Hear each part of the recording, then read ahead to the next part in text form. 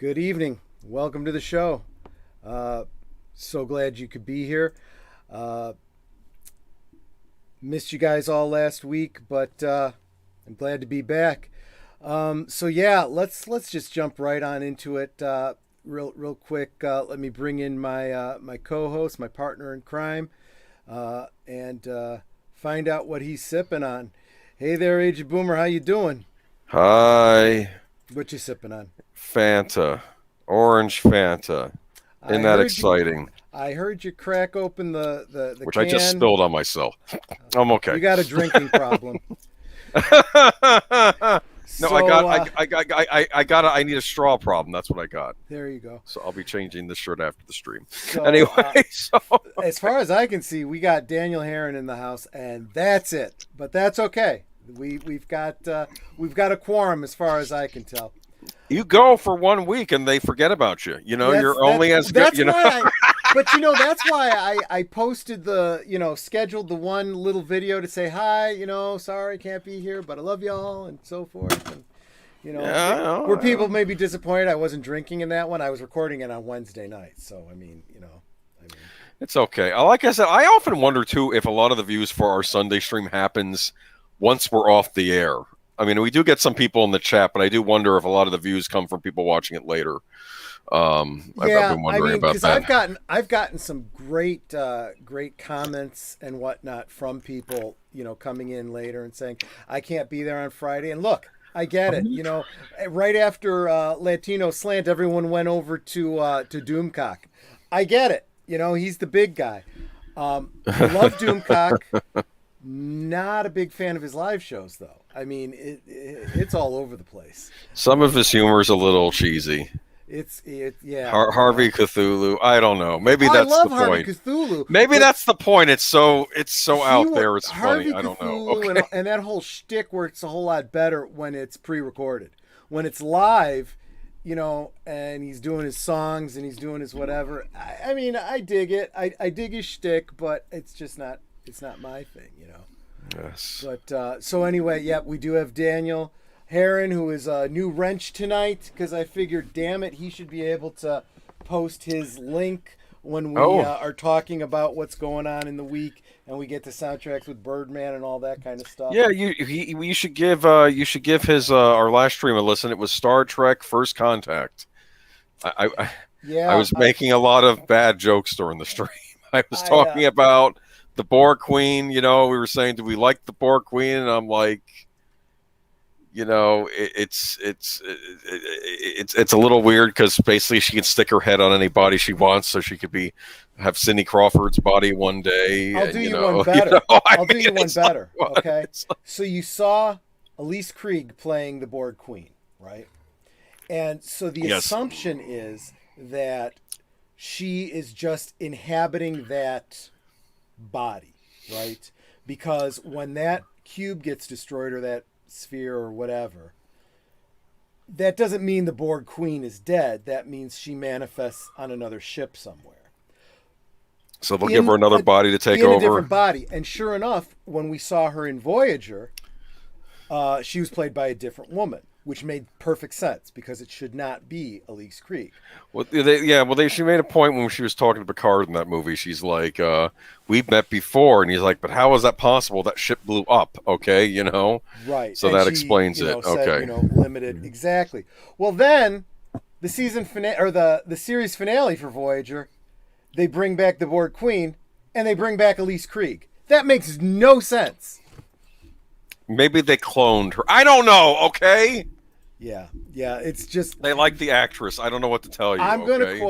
going to quote Star Trek 6, the Federation president.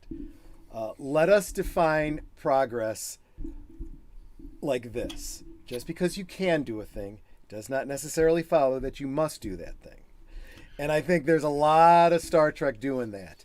You're doing a lot of things that you don't really have to do, But yeah, it's funny because I follow you, I follow Birdman, I try to watch all of your videos. Sometimes it's hard to watch yours, Boomer, because they usually have me in it, and who wants to watch that? But Funny. be that as it may, I I actually have that last First Contact stream in my to watch later. I have a queue so that when I'm not really doing anything, I can Check it out. just We had press Chris play. P on that night too. Yeah, he was on Yeah, with I us. saw that. We kept having technical problems too. Like YouTube was weirding out, and I've noticed other people You're been not the having that only problem. YouTuber that has mentioned that. I Yeah, guess yeah. all week there's been, and it seemed to be problems between StreamYards and YouTube, and I don't know what was going on. I didn't have any problems because I wasn't streaming, but because I have that in my watch list, I'm getting ready to watch it. I'm seeing all these other videos showing up related to First Contact. So I caught like a little 15-minute video that someone did about First Contact, and it was kind of pointing out some of the problems and some of the continuity issues. There are problems in it, but Yeah. I was rewatching it, and I said, if this is the worst that Star Trek could get, we'd be in great shape right now because it's still a fun movie. Right. I can still relax. I love all the stuff with Severin Cochrane and them helping him get the first. That's all excellent. All the stuff on Earth. Yeah. And the Borg stuff's all right. In fact, I even kind of understand Picard getting all obsessed because this is the first time he's really gone up against the Borg. Thing. I mean, they weren't subtle about it, and that's perfectly fine. And they're kind of reversing things like we saw in the old Star Trek movies. Like, instead of, like, he's almost taking on the Khan role, being obsessed with getting rid of the Borg, and I'm not going to blow up the ship. And he calls Worf a coward. And you saw the look on Worf's face, and he said, if you were any other man, I would kill you where you stand. And I'm like, of course. And that's a good Worf movie, actually. He was kicking some butt in that movie, I thought. He was. Oh, hey, Trey, good to see you, man. I actually stopped by your stream, but I got so befuddled. I had so many things going on. I didn't even have a chance to drop a comment, but I did hit like. Anyway. You know what? A little bit later, we're going to be dropping the link for Lady Mist's GoFundMe, and I'll talk about that a little bit. They were talking about that on Latino Slant, so we'll take care of that. Matt just left you, or Trey just left you a I know. note. I was just talking to him. He's like, you need to go to his channel and let's say hello to him. Okay, I'll go do that right now. You know what? Does he have? Oh, I can't do that here. Netter, can you drop Max World Entertainment's link so that everyone can go over there and give them a like and a thumbs up, please? Sure. And I would ask Boomer and where is it? Birdman, Max World? if you would. It's Max World Entertainment. Yeah. Is it in the comments? Where is it? Netter's dropping it in just a second. All right.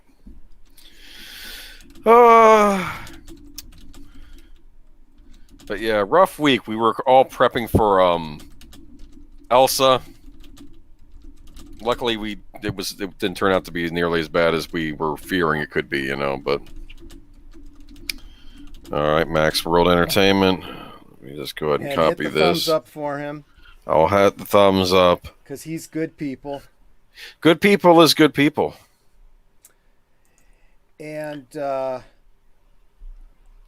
what am I supposed to do? Hit the thumbs up for... Hit the thumbs up and say, hi, Troy sent me. For what? Jumanji? Oh, the one on Night Now. Holy cow. Okay. Yeah, he's streaming. I'm going to listen to this stream. I got to go, Troy. I'm sorry. I'll see you. Bye. It's nice talking to you. Okay, screw it. Well, I'm canceling the stream. What am I supposed to say to him? What am I supposed to say? Just go over and say, hi, Troy sent me. Troy sent me. Hi. Troy Be sure to hit the thumbs up. I did.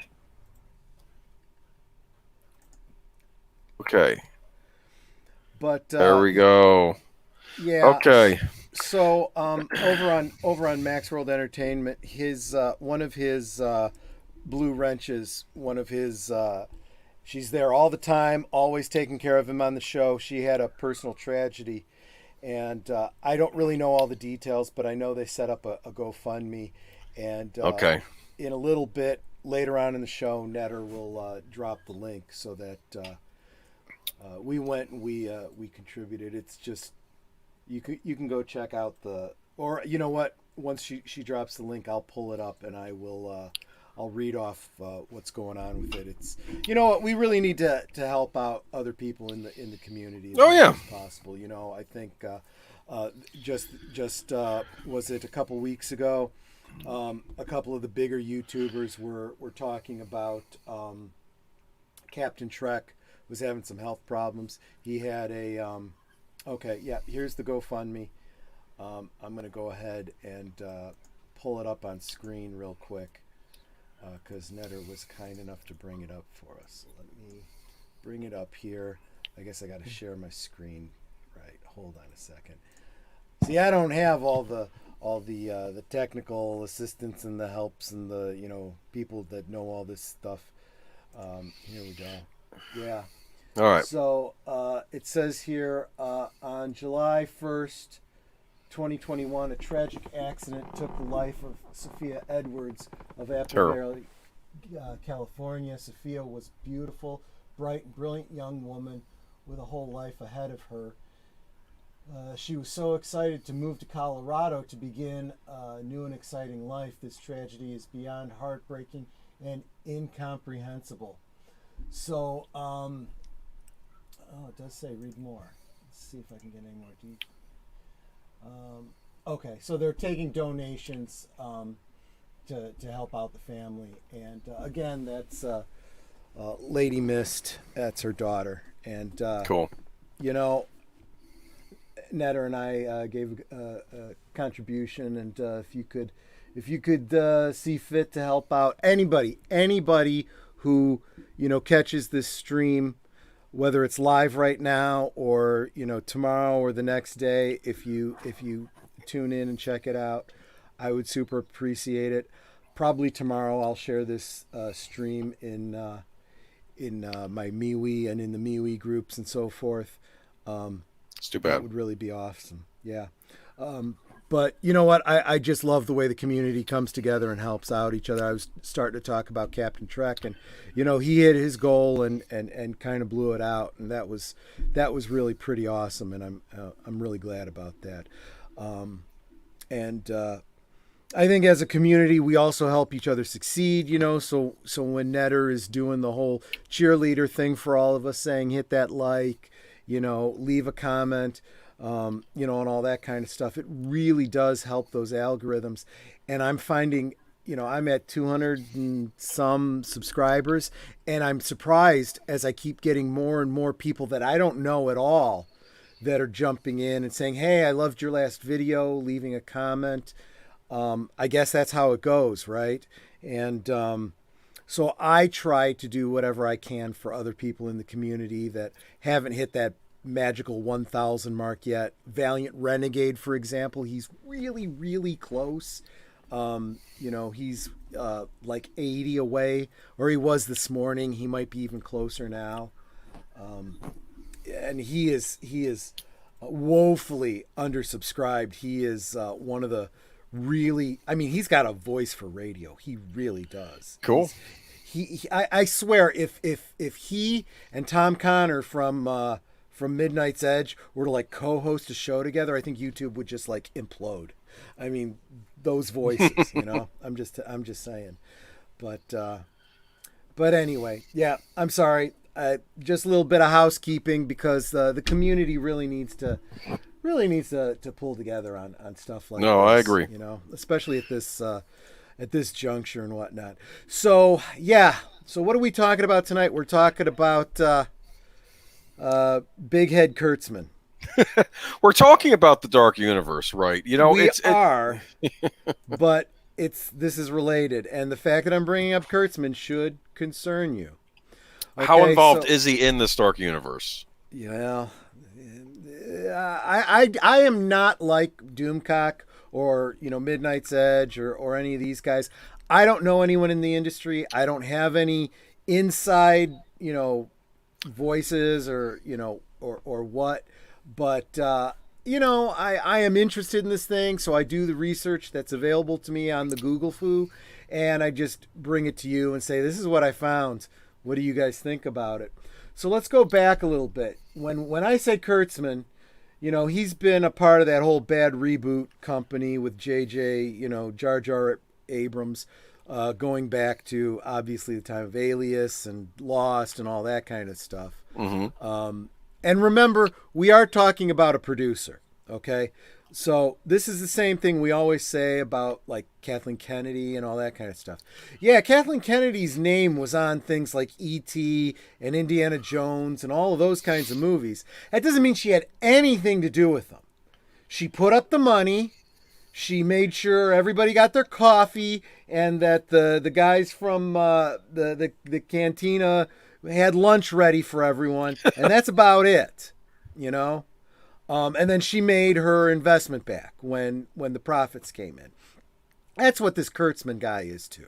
Okay, when we say executive producer, blah blah blah blah, for the most part, that's what it really means in the industry. Okay, just kind of getting to that. Okay, so he comes along and he's a part of that whole reboot of Star Trek that just did so fucking well in 2009. So congratulations on that.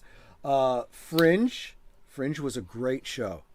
Fringe was probably the best thing, in my opinion, to come out of that whole bad reboot company. I was a regular Lost watcher for a while. I watched Alias as well. Alias was fun. I even watched Felicity. So I often saw Abrams, probably a good producer of TV shows, and he has good writers working under him. Things can happen, okay? And then we get the Star Trek reboot, which I initially wasn't against. I realized, okay, they're trying to redo it for a new audience. The young kids, they maybe never saw Star Trek. And, you know, they at least got Leonard Nimoy back. And I'm like, okay, and then get it out of the way, and now we'll get a really cool sequel. And then we got Into Darkness, and I don't want to talk about Into Darkness. I wonder if in some ways, no, I won't go that far, but say it was worse than Last Jedi, but I did not like Into Darkness at all. I remember coming out of the theater thinking, no. Yeah, speaking of Into Dark, speaking of Last Jedi, hold on to that thought until Sunday. You haven't seen the notes that I'm putting together, which right. I will send you before I go to fine. bed tonight or first thing in the morning tomorrow. Gotcha. So Fringe was good, okay, but again, as an executive producer, I don't think he had squat to do with that. Yeah. Into Darkness, you already poo-pooed that. That's fine. No, terrible. I'm sorry. I wanted to like it. I did not even see The Amazing Spider-Man 2. I didn't know anything about that. Spider-Man is terrible because I always want to like a Spider-Man movie, and then we get stuff like Amazing Spider-Man 2. And I'm not even blaming Andrew Garfield at this point because he's actually a decent actor. They just, I felt like they were trying to go for the Twilight crowd with those Spider-Man, the Amazing Spider-Man movies. Say about so many other things. It wasn't the actor; it's what they were given to work with. Let me real quick say hi to Mr. Matchstick, who's just popping in to say hi. Hey there, Mr. Matchstick. Good to see you there, man. Yeah, it's been a while. I'm glad you're here. You stick around as long as you can. And so Amazing Spider-Man 2, you know, the hits just keep on coming here. I have no idea what Matador, Identity. I heard some pretty negative things about Tales from the Dark Side 2015. I've never heard of these TV. Was this like a TV pilot? Apparently. Based on the Identity movie that had John Cusack in it years ago? Was that what that was supposed to be? Matador, was that based on the Pierce Brosnan movie? Remember? The fact that you're asking these questions is a bad sign. I've never heard of these things. I watch television, okay? I dig it. So we come to another TV series that I'm going to say wasn't bad. I liked Limitless. I'd heard of it. I didn't watch it. I saw the movie that it was, and I think this was it was a takeoff from the movie, right? It was literally a spin-off from the movie. Yeah. I mean, Bradley Cooper, thank you for reminding me of his name, literally was the driving force behind the show. And he appeared in the pilot episode. Was it the pilot episode? Probably. Maybe it was a later episode because you're kind of thinking, does this or doesn't this have anything to do with it? And then you find out that Bradley Cooper has set himself up as the guy in charge of this drug now. He became like... they made a monster by letting him, get hold of this drug because he figured out how to synthesize it himself, and then he took over the company. And then he's got somebody else out there doing what he did, and they basically turned it into I don't want to say highway to heaven because that gives you that kind of, sweet, wholesome kind of vibe. But it was that kind of a formulaic thing, more like Quantum Leap, a show where, the guy has a superpower, so he's able to help people. That's what Limitless. Okay, and like it's like there'd be like solving a mystery in the episode or something that only he could solve because he's the guy super was smart. Taking this drug and was brilliant. He could, yeah, exactly. So Sleepy Hollow, which I had no idea it lasted for 4 years. I saw one episode of it and I thought it sucked. I didn't watch it, so I can't comment. I heard that it was an SJW piece of shit back in 2013. Yikes, okay. So it was the beginning of this trend that we kind of rail against, which brings us to 2017 and The Mummy. Which puts us on topic. Have you seen the Tom Cruise Mummy movie? I have seen parts of it. No, you need to watch the whole thing, beginning to end. This is going to happen. We will do a rewatch of it someday. I'll tell you You'll what. be having a full-on crack in that night, okay? As soon as I have seen Catwoman and The Room, I think I will then see The Mummy. I've seen The Room. And it was better than The Mummy. I'm sorry. Anyway, let's. I'm just saying. You said it yourself, my friend. It's. Yeah. No. No, Mr. Superman, no home. You know what? We could do a live watch, and you've never seen it. That could be something we could do. Okay. and I won't do like I did with Van Helsing. I won't get totally sloshed before the stream. Do you know what the depressing thing about that Mummy movie? I was totally on board for it when I saw the trailers. I'm like, because at that point, I know people are always mixed on Tom Cruise, but I made a point that he usually picks movies that aren't going to be duds. Okay. Yeah. Say what you want about he'll pick important parts, and he takes the acting seriously. Whatever you think about him in his regular life, he takes his role of being an actor, being a movie star seriously, and he picks good movies. Agreed. So, and I thought usually and this is something that I said. This may have go back to before he actually had a great deal of choice in the roles that he took, but there was a lot of movies in his younger days that.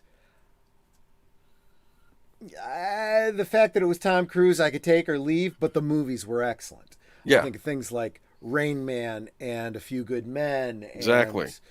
So many others that he was in that I was like, that was an excellent film. And Tom Cruise didn't ruin it. Yeah. And they were setting it in modern times, and I thought, is this in the backdrop of like the wars in the Middle East? And I'm thinking, is this even an Egyptian mummy? Or are they going to be going to other ancient civilizations that maybe had mummies? It's going to be a different kind of mummy, and setting in modern times. And I'm like, you know what? I'm on board with this. So while we're on this topic, and then they completely flubbed it, and I. While we're on this topic, and you've seen it and I haven't. You're insisting that we must do a rewatch. Yeah, we're gonna. You want to be talking about how to fix the Dark Universe? You have to watch where it went wrong. Okay. Before I commit to that, is there anything about it where you're like, well, there's a little kernel of something we might be able to work with? I think the modern day setting was a good idea. I didn't even have a problem with him sort of being a fortune hunter while still sort of working as a soldier in the. I don't know. They probably should have made him more of a mercenary type, like a Blackwater type. That might have been more interesting. And he's searching for things on the side. I don't think that's how it was in the movie though. But so there are some ideas. Like I have no problem with them setting a mummy movie in modern times. I think that could work. Okay. Well, but again, I think especially all the chaos over there. Yeah, absolutely. Yeah. One of the things we are kind of covering here with fixing the Universal Monsters Dark Universe is plotting out how this should go, right? And I have already suggested we start it with the Mummy, but we start with a period piece going all the way back to the time of Imhotep, and that whole story. Well, I'm going to say this Mummy movie, it made a little nod to the Brendan Fraser Mummy movie that maybe these actually were supposed to be taking place in the same universe because he's dealing with a different mummy in this. Okay. It's a woman mummy, who apparently had evil powers when she was alive. That's why they mummified her. I don't know. It was this. I thought they were going for a Jewel of the Seven Stars, that Bram Stoker novel thing. That's not what they did, though. And but that's part of the problem, right? Yeah. Is because it's not well thought out. It's just, let's get a female mummy up on the screen in the modern day so that we can do a shared universe. And they're, again, putting the cart in front of the horse. They're focused more on their shared universe than they are in getting this one movie. Just make right. it good. Yeah, Yes. well, it wasn't. There were complaints about it. They were saying that this really was being tailored for the quote-unquote global audience. Yep. And that there's stuff in there, like a lot of stuff having to be spelled out that shouldn't have been spelled out. So whether it's a specific genre piece or whatever it is, okay, any movie, if you want a successful movie, the rules of business apply, right? The rules of logic apply. What is the axiom? Pride goeth before a fall. And if you're already planning out your shared universe and your sequels before you've even started this movie, you're starting out hampered. You're starting out hamstringed. Yeah, you need to go in and make Iron Man. You need to blow it out of the water and then say, yeah, this is something that's going to be big. We could do sequels to this. And that's what I thought they were trying to do. I mean, I saw the original trailer for it, and they're in the plane, and the flock of birds hits the plane, and then you see Tom Cruise. He's actually releasing the woman archaeologist. Get out of here! There's one parachute left, and then you hear him do that horrible scream, and the plane crashes. And then he's in the morgue, but then he's alive. You understand? It's this weird thing. How is he alive? And that intrigued me. Like, the trailer was fine. I just got to the movie. Then the movie came out, and it wasn't fine. It wasn't good. It's just no. I'd even see it in the theater when I started hearing all the bad word of mouth, and I waited for it to come out in video. And that's the key, right? Yeah. Back in the day, you could get away with just your marketing, right? If you have a good enough trailer, then you could get butts in seats. But now we have the internet, we have YouTubers, we have all this stuff, and people are coming out very first night saying, oh my gosh, I saw it, it was trash, don't waste your money. And people don't. And that's, again, something we'll be talking more about on Sunday with some of our other franchises out there. But so there's where we set our stage with Alex Kurtzman, right? The Mummy. Well, wait, you didn't go up the list, though, through the other things. No, I'm getting there. I'm just saying, this is kind of where we start with the, on topic point, right? And then I don't know what Scorpion is. I can tell you what Scorpion was.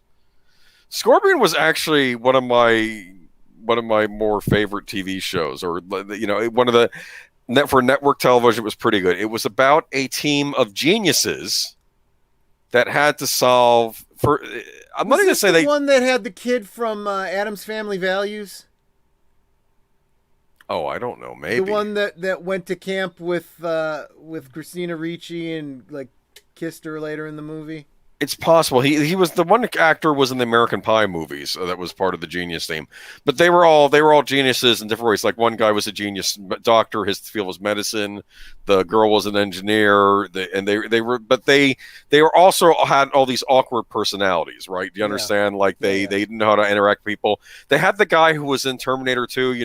Was his name Robert Patrick, the one who played the T-1000? So he was in it as like the senior. It was actually a fun show. I'll say this, because it was fun seeing how they would interact with regular people, because they also had the awkwardness. They're I'm starting to see a trend here. When Kurtzman and the bad reboots and whatnot, when they're doing original stuff, maybe not so bad.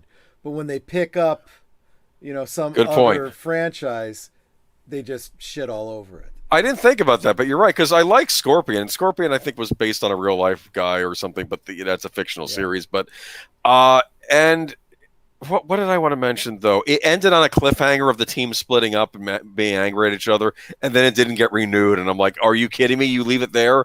Because any of the other season finales could have worked as series enders, and they would have been fine. But this one, they're all angry at each other, and Like the one villain that they were after was still out there, and it ended Well, inconclusively. maybe after 30 years we'll get a new series like we're apparently getting with Quantum Leap.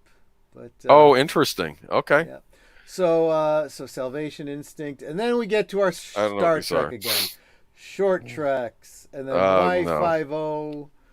Y50. TV series. Yep, Clarice, which was just canceled. Didn't last very long. It lasted what, one season, 13 I think there was a episodes. complaint. It was a Silence of the Lambs series with no Hannibal Lecter.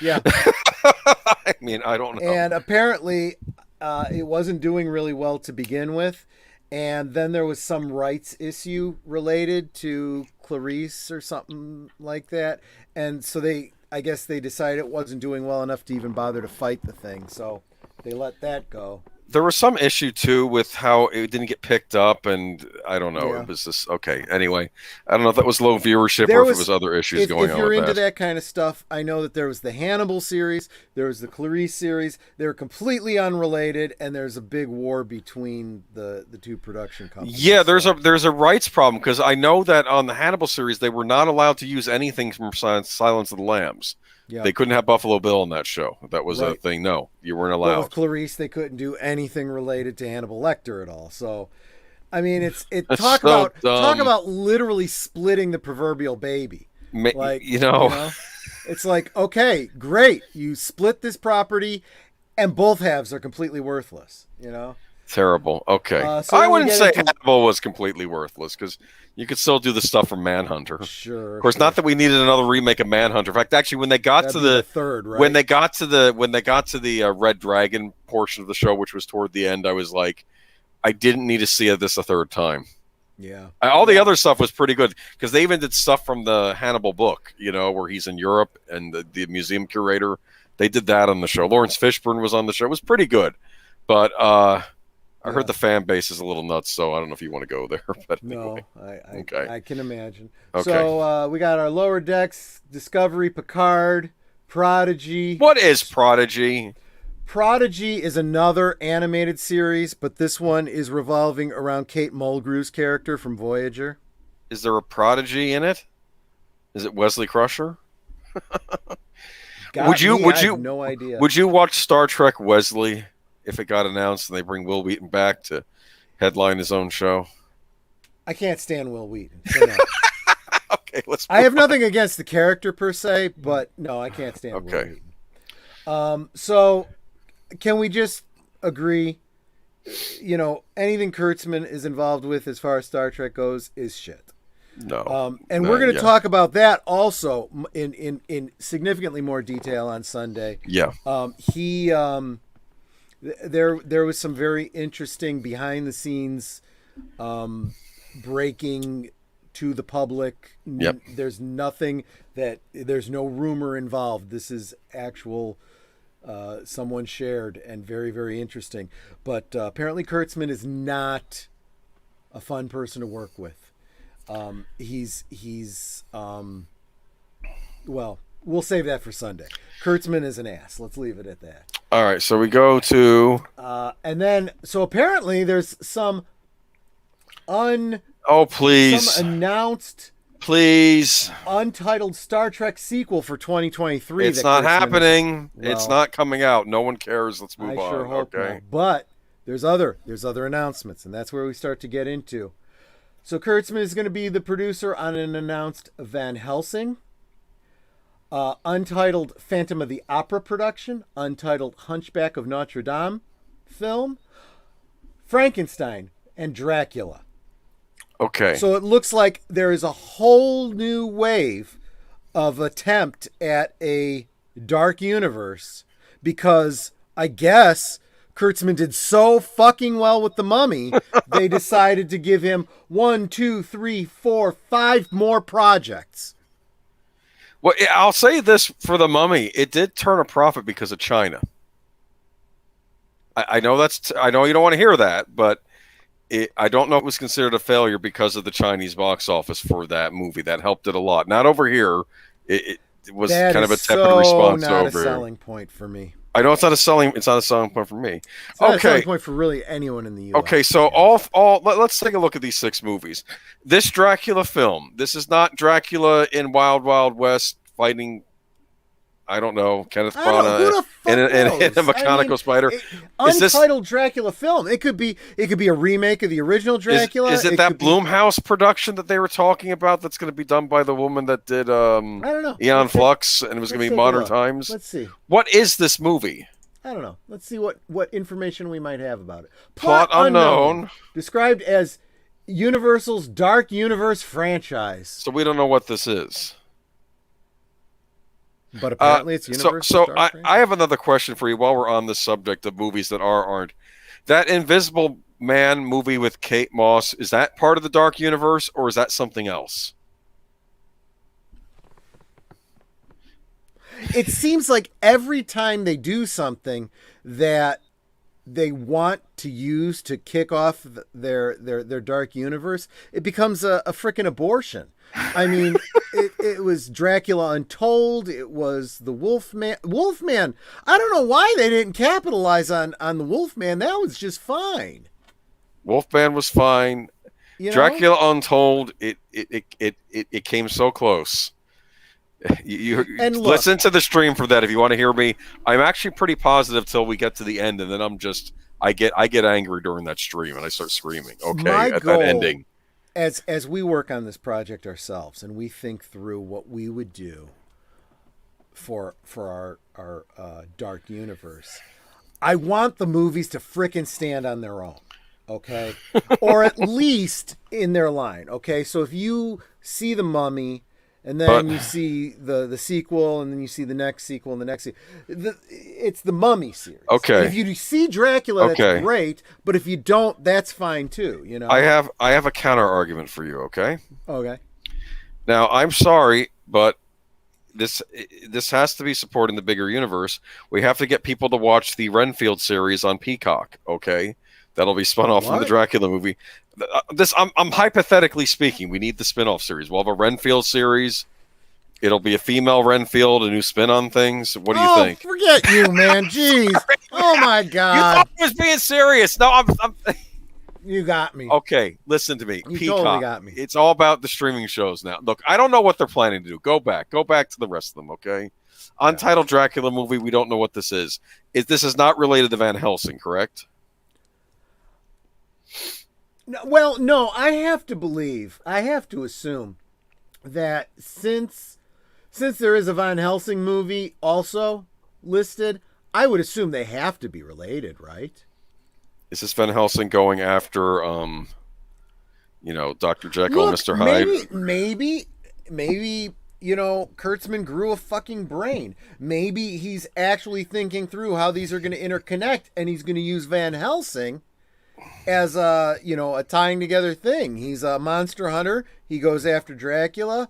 He tracks down Frankenstein. I don't know. The Hunchback of Notre Dame. He cock blocks the Hunchback of Notre Dame. I don't know. Does he go sanctuary this and punches him in the face and knocks him off the cathedral? I don't know. I'm just anyway. Okay, question: is the Tom Cruise Mummy movie still part of this dark universe, or have they finally scrapped that? You know what? You're not answering my questions, dude. Okay, See, I think what's really going to determine that is if their whole... What was the secret organization that Javert was a part of? What was it? In what, the Mummy movie? Yeah, he was part of a secret organization that was going to tie all this. The Russell Crowe together. Character, right? Yeah. The Russell Crowe character, secret organization. He was Dr. Jekyll and Mr. Hyde. Did you get that from that movie? And he would turn to Mr. Hyde, and he'd look like Freddy Krueger, Which seems freaking ridiculous since we Okay. never got a Jekyll and Hyde film. The society is called Prodigium. That's a horrible name. Can you be a little more supportive of this? Okay, come on now. No, it was a piece of shit. Why should I be supportive of that? I have higher standards. That's why we created this group. That's why we're working on this project. Okay. Now, okay. Untitled Phantom of the Opera movie. What would the Phantom of the Opera movie be, huh? What, is this going to be period, or is it going to take place on modern Broadway? You see, that is the biggest problem, right? Because they don't. So we have two films, okay? One was a period What about piece. They did Lin-Manuela Miranda as the Phantom of the Opera? What do you think, huh? I mean, Because he's the hot bro. I don't know. I don't. We have on the one hand we have Dracula Untold, which was a period piece that they did a very crappy job of. Look, if you're going to do a period piece, it's got to be excellent. You've got to get the history right. You've got to get the setting right. You got to get these things right, you know, as well as a good story that sets up what's coming next. On the other hand, we got The Mummy, which was a modern day setting that bypassed all of that history and gives us no setup. So, you know, again, cart in front of the horse. It's the same problem that Warner Brothers is having by creating the Suicide Squad, a bunch of villains that we never saw as villains in a superhero movie that led up to us even caring about these jerks. Yeah. You know? I mean, they spent the first half hour of the movie giving you, you know, a Rolodex, like you're supposed to read the comic book to know who they are. I'm not going to sit here and read, you know, their alias, their powers, their history. No, you make the damn movie and show me the story. So you're saying they have Dr. Jekyll and Mr. Hyde show up and they don't explain who he is or where he came from because they want you to go see maybe another movie or a Peacock series or you know? Or something, yeah. I mean, but that should happen first. You should not introduce him and then go back and do a prequel. My biggest problem with prequels is you know where they end up already, right? So when you do, you know, the prequel trilogy of Star Wars, okay? You know Obi-Wan ain't gonna die. Okay? You know Anakin's not gonna die, but he is gonna become Vader. And anybody who was surprised that Darth Sidious ended up being the Emperor had never seen the other movies. I mean, It's the same actor for crying out loud. I mean, well, you maybe a kid trying to watch them from 1 to 6 might not expect that. Okay. Maybe. But anyway, this is the most curious one on this list. Hunchback of Notre Dame? Yeah. How does that tie into Universal Monsters? I say it doesn't, and I don't think it has to. Again, I don't think there's anything wrong with doing a dark universe property that doesn't have to directly tie into the other things, right? Because the Hunchback is kind of a tragic figure, right? Yeah. So I'm not... Unless they're going to make him a hero. But then that's getting a little ridiculous too, right? An anti-hero maybe? That doesn't make any sense. None of this makes sense. It's a Victor Hugo novel.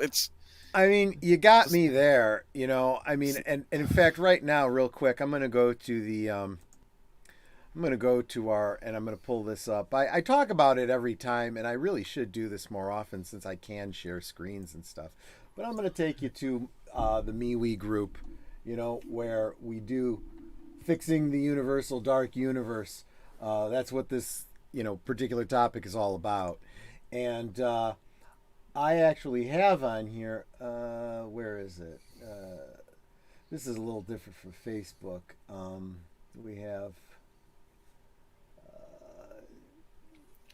don't we have like files or something on here? Something, photos? I'm seeing the picture. I see no Hunchback in that picture. No, you're right. You're right. You do see the Phantom of the Opera, though. Well, Phantom of the Opera you could do. In fact, I've argued this too. At some point, we should do a rewatch of Darkman because then, in some ways, that's sort of a modern take on a Phantom of the Opera style character. But anyway, are we not able to share files in this group?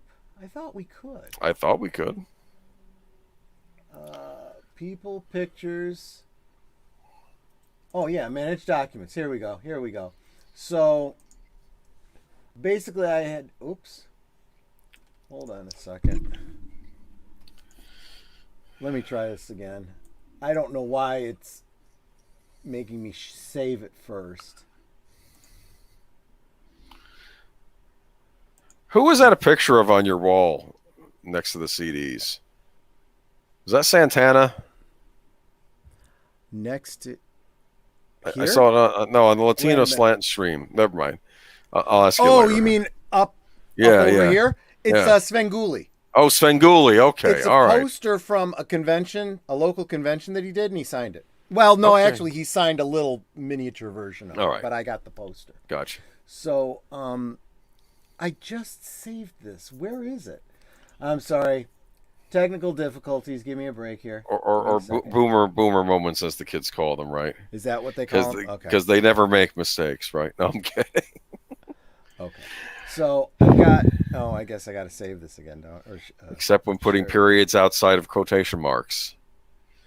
And you say canon, and you call yourself a I writer and hate say when that, people do that. I canon hate doesn't people do matter. that. You're the writer. It's a basic Yeah. thing. Commas and periods go inside of quotation marks. As a creative writer, you should know this. Okay. Anyway. Well, grammar and spelling is racist, so. I know. How I would compose. Did you write this? Yes, I did. Okay. How I would compose The Universal Monster Shared Universe. So basically, what I do is a timeline here of how I would do and what movies that I would do. Right. So I'm starting with Imhotep's Mummy Bound. Okay, and that's basically going back to 1290 BC. You know, we're doing the story of Seti the First, and basically that whole story of Imhotep that was set up in the Brandon Fraser movie, right? Okay. So, we're getting that origin story for Imhotep, but what's crucial is that it ends with Imhotep being sealed up in a chamber alive. And Right. you see it from his point of view as the last brick is put in, and that's, the end of that movie, right? Messing around with powers he doesn't understand, that sort of thing. Exactly. And that starts the whole ball rolling, right? He writes And the book I of could the see dead and all that. And the book I could of see a mummy Amun-Ra. movie just about him and him doing his stuff. Like we always see that in flashback scenes, but I think you Right. could base a movie around that. Yeah. We need a whole movie dedicated to it, and it sets up everything because his creating the Book of the Dead and the Book of Amun-Ra and all that kind of stuff. He's the one that opens up this gateway to this, eldritch universe that brings in this evil into the world that creates the dark universe, right? And that's the source for all the negative energy that gives you mummies and vampires and all of that magic, evil magic, right? Right. So then we do Basically Pandora's box, basically, exactly. right? Yeah, okay. Then that brings us to 1456 to about 1462. We're telling the story of Dracula Untold. We're doing it a little bit differently, though. We kind of did a rewatch on the channel. You can, go back and check that out if you're interested. We looked at the original film, Dracula Untold. It was a great concept, poorly executed. I like the idea of weaving the historical of Vlad Tepes with the, of course, Stoker Dracula, and sort of trying to, combine them. I thought that was an interesting idea, and even making him sympathetic in the beginning of why he's doing what he's doing, because his country's being invaded and the children are being taken. I get it, okay. And Right. I think at the end though, he has to be the villain at the end of the movie, okay. Right. He has to basically fully cross over and just be the villain at the end of the movie. And in so doing, he decides that Justina is going to remain with him for eternity as well, and turns her into a vampire, which leads us into the sequel, The Bride of Dracula. Something I don't think we've ever had, a Bride of Dracula, right? We haven't. I mean, we've had the brides in different Dracula movies. We had a Hammer movie called The Brides of Dracula, but I haven't seen it in a while. I don't even think they were Dracula's brides. I could be wrong. They were just female vampires. They might have been turned by Dracula, and there was another vampire in it too. Who Van Helsing was in it. That was cool about it. Right. That was Van Helsing fighting other vampires. Peter So- Cushing's character, because so we Christopher have- Lee didn't want to come back. So He we came have back later. a direct sequel where Justina, in order to hold on to her the holdings of Dracula, she marries Paul Suki, and this is all right from history, right? To maintain her hold on her property. She feeds on him, killing him, and then she reintroduces the now healed Dracula, who takes the name and title of John Somkrek. I can't read Romanian. But again, this is history. And if Dracula is going to be immortal, he's going to have to reinvent himself. So he reinvents himself as different people throughout history.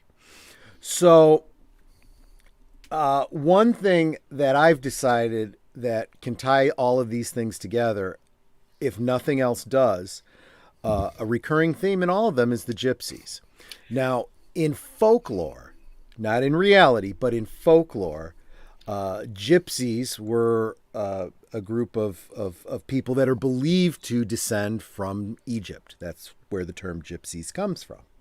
So certainly some tribe of mystic nomads can be introduced in The Mummy Unbound, and it could be their direct descendants that have some sort of interaction with Dracula, which is very, very common, right? And they keep alive the folklores and the traditions, and because their people have witnessed them. And then I actually had the Hunchback of Notre Dame specifically put into my timeline. And I just said there's really no need to have it directly tie in. It's just set in the dark universe. And you could have some, obviously the gypsies are an integral part of the story. So there could be some reference to of these people and their knowledge of folklore, and tying some throwaway line that ties it back to the previous movies. Would there be a paranormal element to this Hunchback movie, though? That's what I'm asking. I don't see why. There doesn't need to be. I know there doesn't need to be, but let's be honest here. We're selling a universe that's, people might want something otherworldly in it. Now, it doesn't necessarily have to be. Maybe it doesn't have to be necessarily a force for evil. It could be something that was being more good, low key. Low key, yeah. Like maybe one of the gypsies, because of what happens to Esmeralda, foretells, this is what's going to happen, and it's going to be tragic, but you're going to get what's coming to you, and that's why the priest gets killed or whatever, and you associate it with something, supernatural. Whether it actually isn't there always this big thing with fortune telling and predicting things in the future with the gypsies? Absolutely. Maybe that could be the crux of this Hunchback movie, okay? Yeah. And that can later on come into play in the Wolfman movies later on. Do you understand? But that could be the paranormal element, because I'm not saying the paranormal element has to be, the Hunchback is supernatural or anything to do with the church or anything. But I'm saying it should be something. It doesn't have to be something that necessarily negative. It could just be something, and maybe that could be it. There could be a whole thing like the terrifying thing of knowing your fate, and you could play on that in the Hunchback movie. What do you think? Yep. No, I think you're absolutely right. Like, do you really want to know your fate? Is that a good thing? Is that something we as humans should really know? No, I don't think so. And that could be maybe play on that. Okay, and that could also be why the church is persecuting the gypsies, because they're fighting. That was a big thing. Again, it's forbidden in the Bible, right? Seeing the future and all that. So yeah, that could tie into that movie. That might be interesting. So okay. So then we come up to 1590, and a story that I am surprised we've never gotten a really good movie of. We got one. Hammer did a decent one, but I think they could do a much better Bathory. Oh, it's funny. It's funny. The Ingrid Pitt, there's an audio commentary on the disc, and she's talking to the director, and she was like, "Oh, it would have been neat if we could have just made it even more historically accurate." And the director got a little sharp with her, on the commentary because of that. It's like, it's fine for what it was. I'm sorry, Ingrid Pitt's nice to look at too. But anyway. She absolutely is. I mean, there's no. She was a Holocaust survivor.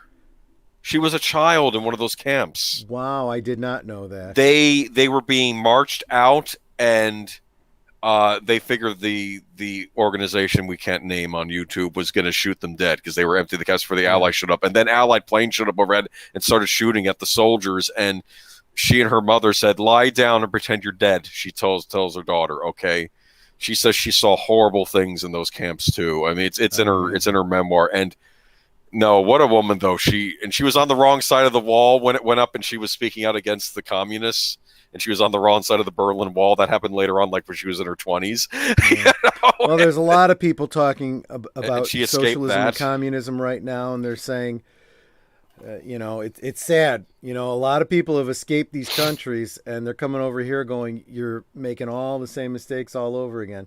Okay. Point is, she was an incredible woman and a great actress, and I'm glad she was in some Hammer movies. Yeah, I agree with you 100%. Yeah, okay. So Bathory, right? Again, like the beautiful Ingrid Pitt was saying, we'll try to be, because let's face it, the actual history is pretty damn scary. It's horrifying. Well, that's why she was making a point. They could have just done it more historically accurate, and it would have been terrifying.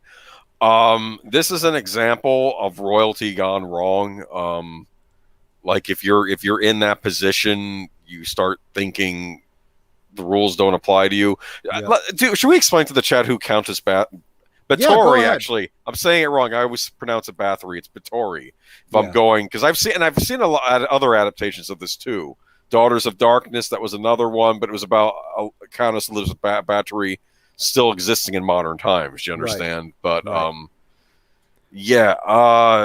she thought that she noticed that when the blood of a young maiden got in her hand or whatever, it smoothed the wrinkles out, and she thought that by bathing in the blood of a young maiden she would keep herself eternally young. Okay, and she slaughtered a lot of young women before finally here's the authorities thing. Caught up to her. You basically you started with the premise that this is nobility thinking they can get away with anything, but ironically she kind of could get away with anything until she chose victims of other nobles. Yeah.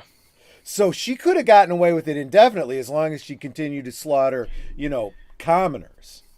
That's what's really crummy about it. Are we making Countess Elizabeth Bathory a vampire? That's my next question for you. Ultimately, I was going to say yes. Keep in mind, this is something that people kind of gloss over. She's actually related to Dracula. In reality, in real history. Those Eastern Europeans, she's like a great grandniece or something like that of Vlad Tepes.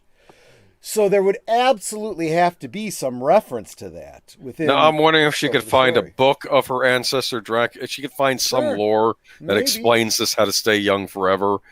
And I like I like keeping it as simple as possible. Okay. She just gets this idea, and it's based on the history of her, famous uncle. The thing I liked that they did in the Hammer version is that she was old, and then she would become young after she bathes, but then she would become old again. And each time she becomes older, she looks worse. Do you understand? Yeah. Like more crone-like, where she didn't look great, but she didn't look horrible in the beginning. She gets worse each time she changes back into being old. That is something that I don't know if this actually fits into mainstream vampire lore, but in the role-playing game Vampire the Masquerade, as a vampire gets older and they go up in age category, their powers go up, but they also require more blood in order to maintain themselves, to the point that after a certain point you can't sustain yourself on enough humans. So they start turning on other vampires. Interesting. Yeah. But anyway, so the idea, and we tell this story, but how does this tie directly in? The story is she's found guilty of killing all these people, especially, these noble girls. She's found guilty, but they can't put her to death because she's a noble. So what they do is they seal her up in a wall. Basically, a death sentence, but they're not directly killing her. You know who I'd love to get in one of these movies too? Talk about a modern actress. I don't know. don't know if she'd be right for any of these parts, but Michelle Gomez, who played Missy on Doctor Who, I think would be perfect for gothic horror movies. Right? I think Actually, she's she'd probably perfect. be great for Bathory. Yeah, maybe. Yeah, I'd like to see that. Yeah, and maybe I don't know. But Anyway, here's the key, though. I like the idea because she's sealed up in a tomb, just like Imhotep, right? So Yeah. we go with the whole same close, where you're seeing it from her point of view as the last brick is put into place, right? But I like the idea of then going to like cut to black, and you have no idea how much time passes, and then the wall starts getting broken down, and Dracula is standing there to free her. And Bathory becomes his second wife. And yes, I've already mentioned that she's his great-great-grandniece. That's meant to be a little icky and creepy. yeah. You know. So we have Frankenstein. Then we go to Frankenstein. This right? is the big one. If I think of any of the monsters, I think he's the most important. I'm sorry. You have to get Frankenstein right. Oh, by the way, you know what? I didn't do this before. I want to go ahead and... I didn't even show you guys what's on the wall behind me. So right here, I've got my Mego Dracula in the style of Bela Lugosi on a play set that I had custom made. You know, it's got the archway lit up from behind with the torches, and he's on the stairs. His coffin over here, and then over here I've got Frank, you know, on the table with the bride and the Wolfman. All Mego figures. Cool. But yeah. So let me put this back. Bring it back. And add that back in. Yeah. So Frankenstein. So I think what we need to do is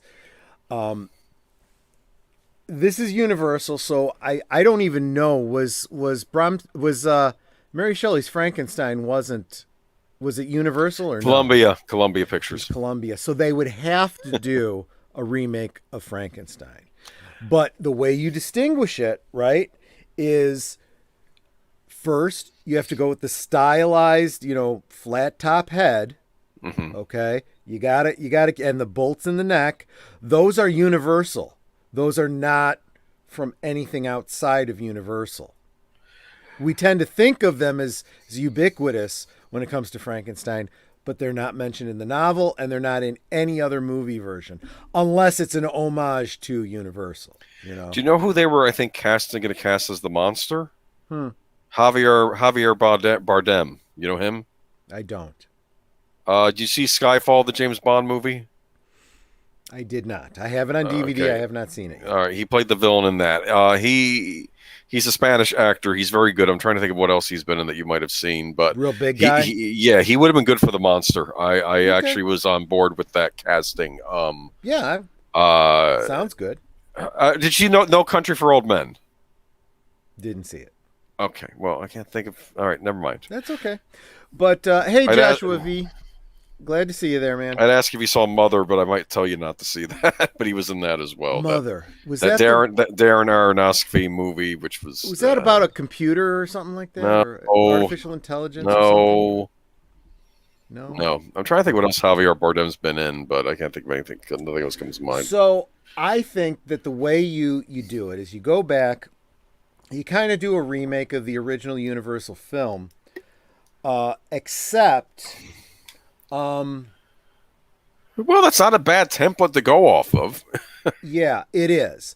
So what you do is you really draw from the best of the novel, the stylization of the original Boris Karloff film, and you introduce the bride in the same way that you did in the original story. Remember, the bride, they made a whole separate movie for her. But really, it was just a small portion of the original novel. In fact, the bride was never actually completed by Victor Frankenstein. You know, he stopped it before he finished it. I'm gonna say this though. You want to nix the bride? Is that what you're saying? I know you're trying to be faithful to the novel, but think of it from a marketing standpoint. The Bride of Frankenstein is almost as iconic as the original Frankenstein monster by Karloff. Okay, women like dressing up as her at costume parties. You know, I wouldn't chuck her. That's honestly, my thing. I thought. See, I'm just really quick looking through, and you're right. I did not put any entries for like sequels to Frankenstein or. Well, I'm not even for- saying she needs her own movie, but we need to see the iconic Bride of Frankenstein, and I don't know. Well, but there does need to be somewhere for Frankenstein to go, right? So the idea that Frankenstein, this ability to create human golems, doesn't die. Like, I really kind of like what Dean Koontz did with his Frankenstein series, and his idea was that the monster is immortal because he's unnatural, but because there is a direct alchemical bond with the creator, Victor is immortal as well. And he goes on to continue his experiments. And the whole concept of Victor being the villain and the monster being the hero plays out over centuries as the creature literally pushes himself to be a heroic character, not because he has a conscience, not because he has no soul, and he acknowledges this. He's an unnatural creature, but he lives as a hero because his creator is a villain, and he sees a logic in having to balance it out. Interesting. It's a brilliant idea. I love the idea. So how would you want to treat Baron Frankenstein in our movies? Okay. I like the idea of the Baron ending up becoming unintentionally immortal. Okay. And would you like him also as a villain or tragic hero? What do you... Okay. Absolutely. I think he becomes obsessed with... Because I've seen Baron Frankenstein portrayed both ways. Me too. Like in the original Universal, he's kind of sympathetic. In that one we watched, the Columbia Pictures, when he's kind of sympathetic. But of course, in the Hammer movies, he's usually pretty bad. Okay, he's a man of science, but yeah, he's I would consider him a villain. Okay, especially in that first one But there's a great deal to be said for the whole idea of, this is stuff you shouldn't be messing with. And I think we're also kind of inferring that the same ability that brings the creature back to life is the same thing that gives the Mummy life, that gives Dracula life. It's this unnatural eldritch thing that's come into our universe. And that's what he's tapped into. And that's why it keeps Frankenstein alive, because it sees him as a puppet it can use. Okay, maybe. I'm just because I'm wondering if he too could be the solution to this whole mess too. Because he came out of science, though, right? Maybe. Okay. Or maybe the monster is. Who knows? Well, the monster, yeah, that's what I'm thinking. The monster, yeah. So anyway, you're right. We do have to do something with the bride, but I like the idea of making Frankenstein a true representation. That initial bride is destroyed, and maybe later on we do a different Bride of Frankenstein that is again inspired by the Elsa Lancaster incarnation, but a little bit further down the road. Okay. I don't know. We can talk about that. We can think more about it. But you're right. I had intended to do something with it. I'm surprised that it's left off of here. So we'll revisit that. Samuel Proctor's in the house. Oh, hey, Samuel Proctor. How you doing? So that brings us up to Phantom of the Opera, which apparently, we're going to be getting that again anyway. But our version, again, I say we stick as close as possible to the original. Here's the problem with Phantom of the Opera. Phantom of the Opera, there have been a lot of not so great adaptations of it. I mean, to be fair, I still have yet to watch the Claude Rains version. Really? I've tried. I don't like the fact it's in color. It bothers me. Yeah. I understand and they consider that. And it's another one of these things where they're making him too good. Okay. Yeah, I agree with you. I love the silent version, and to be fair, I think that's the version Andrew Lloyd Webber based the musical on, was really the Mostly, silent yes. version where he's a very mysterious figure and not really a good And guy, but he honestly, even if he didn't, they both draw from the same source. yeah Apparently, the Lon Chaney version is the most accurate to the original story, yeah because right down to his depiction of the makeup, which of course Lon Chaney did himself. That the master exact of look disguise is or a the man yeah. perfect example of what is described in the book, down to the whole, the nose, having no nose. And It's a terrifying scene when you see that original silent version. Even when I was a kid, I see it. It jolts you. I can only imagine what effect that had on audiences when it first aired back in the early days of motion pictures. They must especially have when you freaked out. look Okay, at that nose nowadays, yeah, if you saw that, you would assume, and they've done this in other movies, that they've just got green over the nose and they took it out with CG. That was not an option back, no, when in the silent era. He did that to himself. And to this day, no one knows with 100% certainty how he did that effect. A lot of people believe that it had to do with, putting a wire under his nose and pulling it back and somehow blending it in, but no one knows for certain. I have a question. In the original novel, this well, I don't know. That's kind of gross, actually. A wire in the back of the okay. Anyway, sorry, I got that image in my head. I now. mean, and Okay. apparently, his he went for the effects, for their looks. He didn't go for comfort. He said that it was very uncomfortable, and apparently the vampire makeup that he did for London by Night or whatever it was, the teeth and the things that he put in to give himself the big bug eyes were just excruciatingly painful. But it was his design, and he did it because it gave that horrifying look. London by Night, was that a play or a movie? Did you just say? It was a film. It was a silent Okay. film, Okay. but it's a lost film. Oh, I see. The only thing Okay. that's left is some stills. Never heard of it. Yeah, unfortunately, a lot of movies did get lost back in the day. We're going to be experiencing that with games at some point too. You're going to see a lot of old computer games Samuel getting Proctor, lost all the that's time. exactly the example I was thinking of. Voldemort not having a nose was CG. You're right.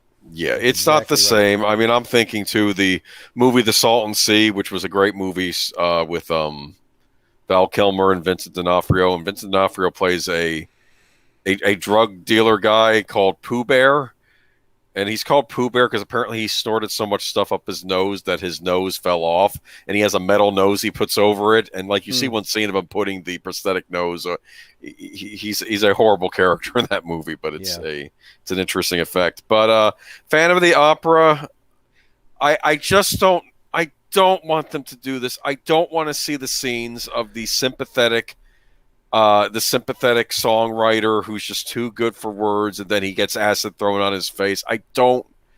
Is that even in the novel, or they just add that to the subsequent movies? Because that happened in the Hammer movie too, and I'm like, no. No. In fact, that's the Claude Rains one, right? It is that ridiculous, I'd say, Western idea that you always have to explain the origin, and you don't. And I suspect when Hammer made theirs that they had the rights to remake the Claude Rains version. That's why it had the same thing, because that was also Universal release. Oh.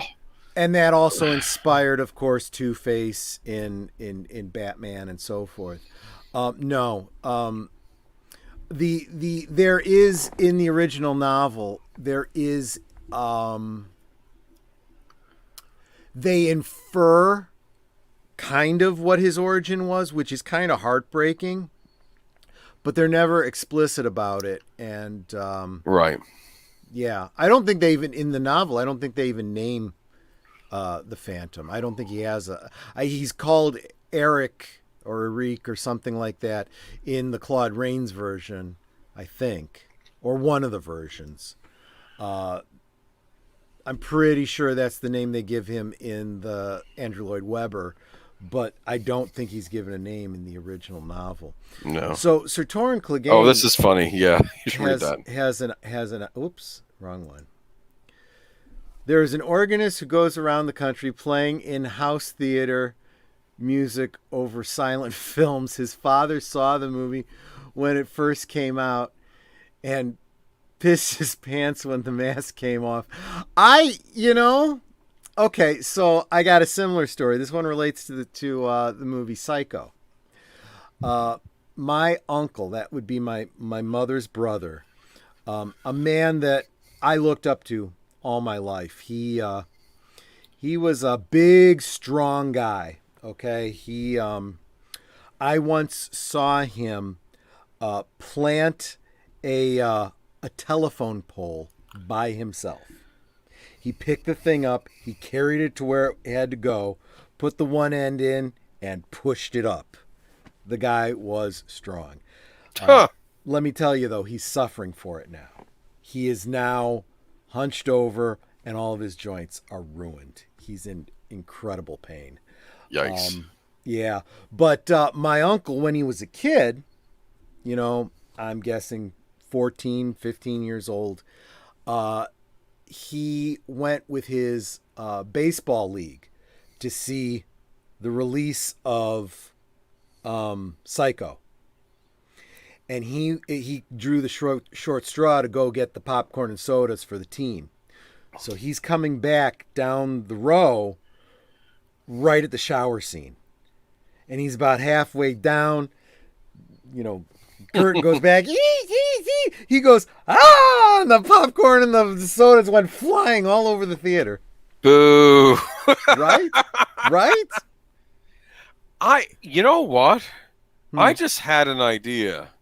All this talk about this. Uh-huh. You know how you're going to do the original Phantom of the Opera story? What about no, I don't know if this could work, but I almost think going like a meta thing where like they release the Phantom of the Opera silent movie based on this story about the old Phantom of the Opera, and then there's a copycat going around in movie theaters messing with people. I don't know. That could be interesting. I don't know if that would work or not. That just popped in my head. I don't know. But anyway. But yeah, I do think that we need to do a remake of the Phantom that's something that's faithful to the original, but I mean really faithful to the. Wait a minute. Basically, think of it as doing a modern day, not modern day, but using modern filmmaking technology, making a talkie version of the Lon Chaney film. When did the Phantom of the Opera silent movie come out? 20 something, I want to say. Let me check. Okay. Why? I almost thought it might be funny if you actually have Lon Chaney as a character making the Phantom of the Opera movie, and then the real Phantom is stalking him or something. 1925.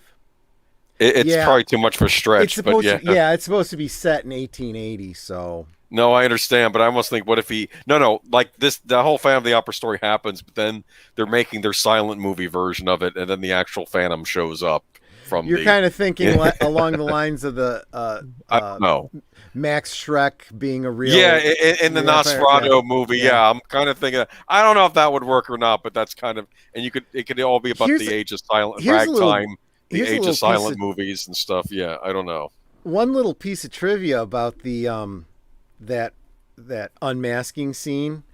There was actually 2 cameras on them for that scene, because somebody else wanted to get a copy of it. I don't remember what the whole story was behind it. The important point is there was literally 2 cameras, 6 inches apart, filming the exact same scene. And I don't know if you realize this, but if you have both, and both still exist, although one is better quality than the other, if you wanted, you could combine those 2 different views and make a 3D scene of that unmasking. I think some people have, actually. Isn't that interesting? They accidentally basically filmed a segment in 3D.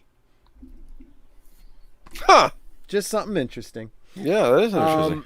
So okay, Phantom of the Opera, 1880, The Invisible Man, 1897.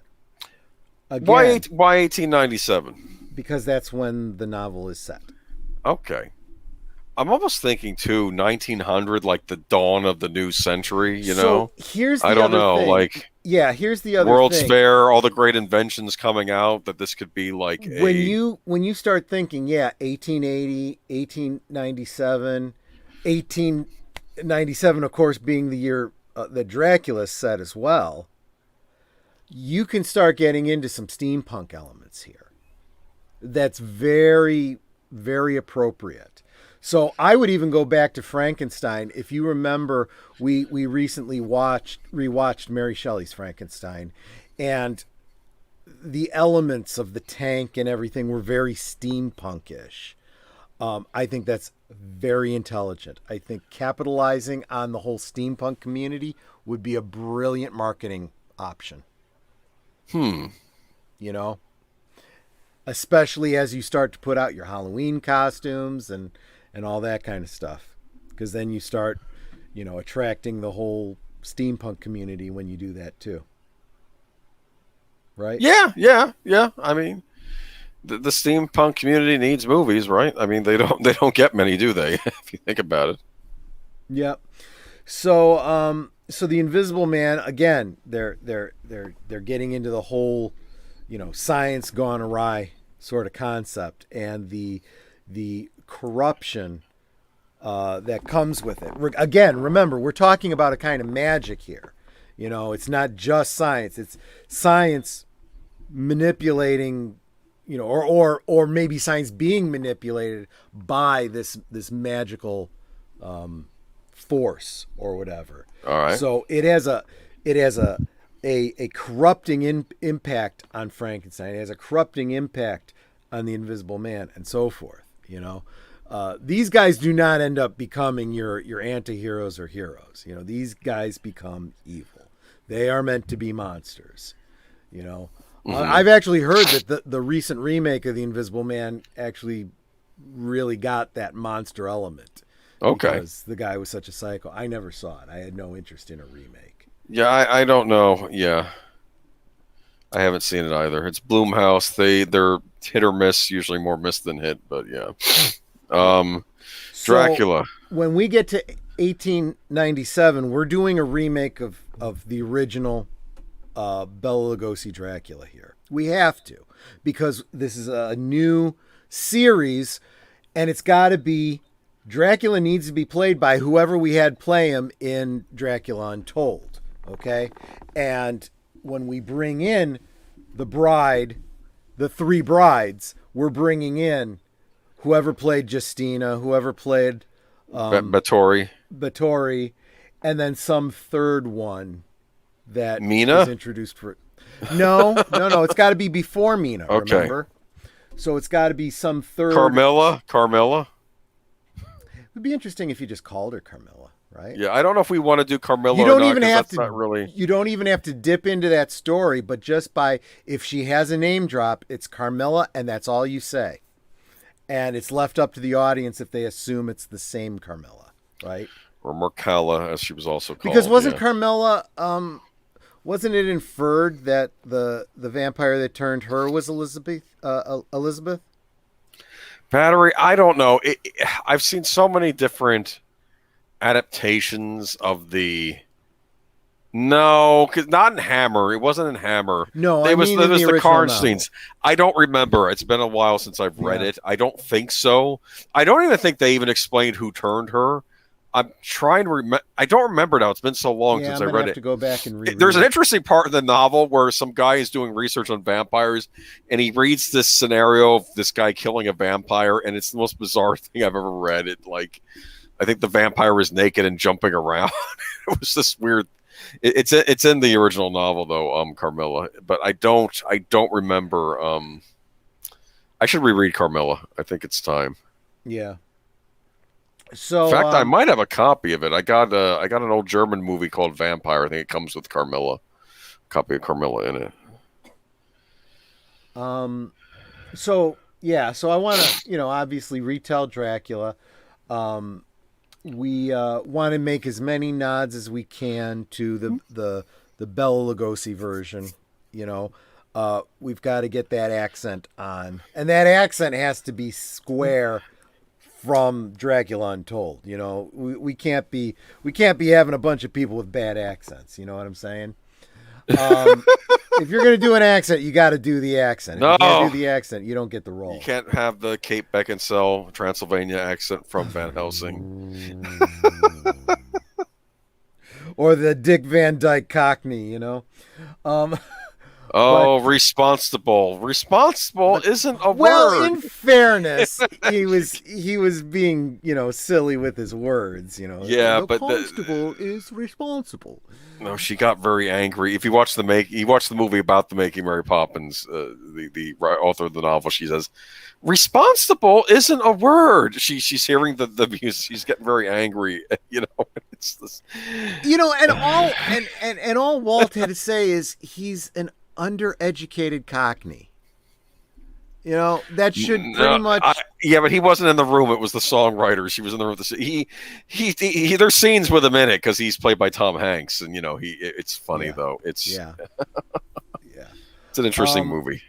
But yeah, and I know that Dick Van Dyke kind of felt bad about it too because he had a dialect coach and he did the best he could with what he was taught, and he was like, I got some bad advice. I could have done better, you know. Whatever. I enjoyed it. I like Dick Van Dyke, you know. Yes. I mean, but anyway, so yeah, Dracula.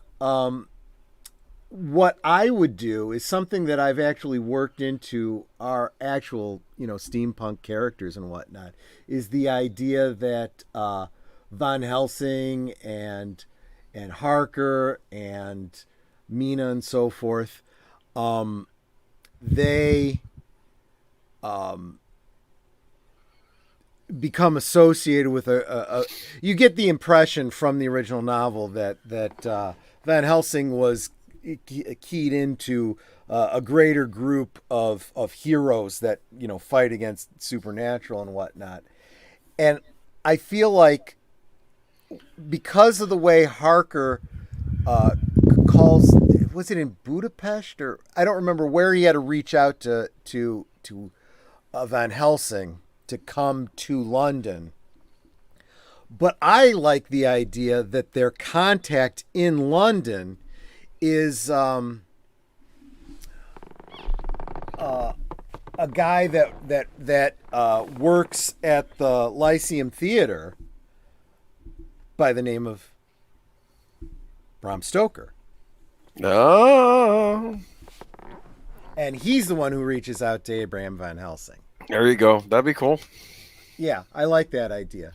Especially because it really does the whole idea that somebody has to take all of their writings and put them together and chronicle them, you know, for posterity and so forth. And of course, who's it going to be? But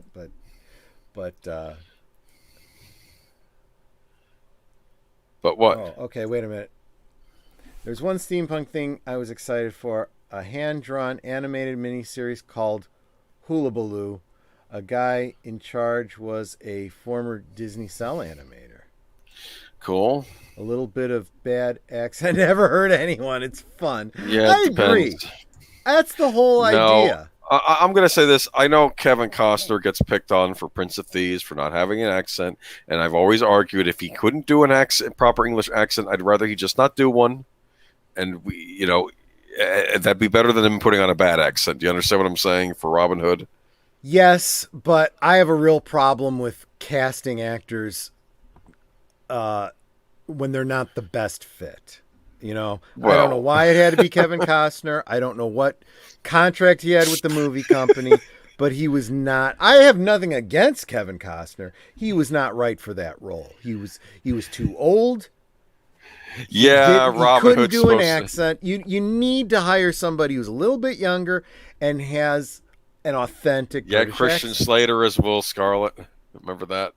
He actually didn't do a bad English accent. Yeah, he was trying at least. And then you had That one actor though who played Guy Gisborne. No, my dad complained. He said that's not an English accent. He's talking like a pirate. Okay, you know, True. Anyways, okay. And that's when we get to 1916. And this is a little bit controversial. I would love to see Universal pick up and run with White Zombie. Do you know what's interesting? Do you know what Universal also made? I believe they made Serpent and the Rainbow. Yep. Yes, they did. Wouldn't it be interesting if Serpent and the Rainbow could be part of this thing and they could do it proper? Because I haven't read the novel, but it's that'd be interesting to even tie that into all this. But yeah, White Zombie would be cool. Yeah. Right Serpent and the Rainbow. I've already got it in there. Ahead of me. Sequel to White Zombie and Revolt of the Zombies. Yep. I've already got that. So let me back up. So White Zombie, remake of the original, which happens to be in public domain. Good way to bring zombies into the dark universe without being Romero-style zombies, right? And we're laying the groundwork for Haitian voodoo in the style of the Juju zombie. Now, keep in mind that you look back at White Zombie, you look at Zombie's Revenge and whatnot, definitely some racial undertones to those stories. And that's not necessarily a bad thing in my opinion. Okay. We always talk about, the messaging and the SJW and the representation and the preaching and all that. But we've also acknowledged that there are good ways to message. And sometimes things are topical and deserve to be looked at through the filter of fiction. Yeah. And I'll tell you, the actual history of Haiti is a great way to do it, Well, I believe, too, in Serpent and the Rainbow, they had Bill Pullman play him in the movie, but I believe in the novel he was a black American who goes to Haiti. Do you understand? Right.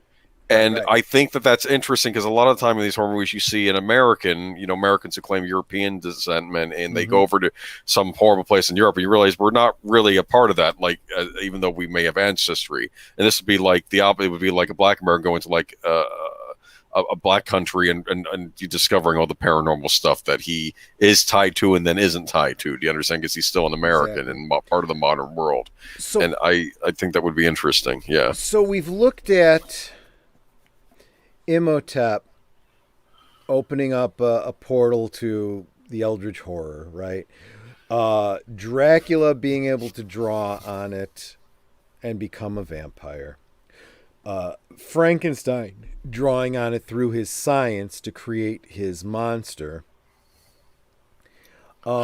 Possibly the Romani people using it to do fortune telling, foretell the future, see omens and so forth and whatnot. But now, 1916, we're looking at the people of Haiti through their voodoo practice, calling on it in a very similar way to the way Frankenstein creates his monster. They use dead bodies to be their servants, right? Okay. And we really start looking at, some pretty heavy topics with slavery. That's basically what you're looking at. There's a Hammer horror movie called Plague of the Zombies that plays on this. Yeah. And I don't want to spoil too much of it, but I'm afraid I may have to a little bit. But basically, the guy in charge is actually using he's wanting to mine tin by using Haitian style voodoo and using those practices to create basically slaves out of the Englishmen in the country, dead Englishmen in the countryside, and create slaves to mine the tin. Yeah. Do you understand? And it was interesting because think about that. It was him using the practices of Haiti for his own, materialistic ends. That's the key, right? If you could create an army of the undead to do menial labor, to be your infantrymen. I mean, and I think he spent time over in Haiti and learned this stuff, because he was an Englishman. But yeah. So White Zombie, 1960. Revolt of the Zombies, 1918. Then we get into 1921, The Mummy. Straight up remake of the original. I have a question for you. This is where we may run into some trouble. Yeah. The Brendan Fraser movie is beloved. Do we want to do another remake of it? How would you do it differently? Because I noticed you have the mummy's hand right under it, and maybe you could do the Kara's story instead. Just a thought. I don't know. Well, it's interesting you mentioned that, because obviously I feel like, yes. But you want to tie it back to Imhotep, though. That's the I problem. do. Yeah. But see, I felt that the mummy and the mummy's hand were done very clunky. Okay? Because you did have that discrepancy between Imhotep and Clarice. And I like because we did see in the Brandon Fraser version that there was a bunch of other priests that were put to death the same time Imhotep was. I have a question for you too. When Imhotep kind of opens up the Pandora's box, could these eldritch things or whatever, could there be Egyptian cults now in ancient Egypt getting formed around this stuff that came through? Absolutely. You know, I'm thinking back because I'm reading about Ramses and about when Ramses was running things, and apparently there were these cults that kept propping up that weren't necessarily official Egyptian religion. They were every time you can draw on a little bit of real world history. I see. This is the problem that I see with these writers in Hollywood. They don't want to do the research. They don't even want to research the previous movie that they're doing a freaking sequel to, let alone actual history. Because if you did, there's some good stuff to draw on. And when you draw from real history, you kind of blur that line between fantasy and reality. You know? When you read, not see the movie, but when you read the book Jurassic Park, okay, and you read, there's a whole chapter that Michael Crichton dedicates to all the genetics and all that kind of stuff. Right.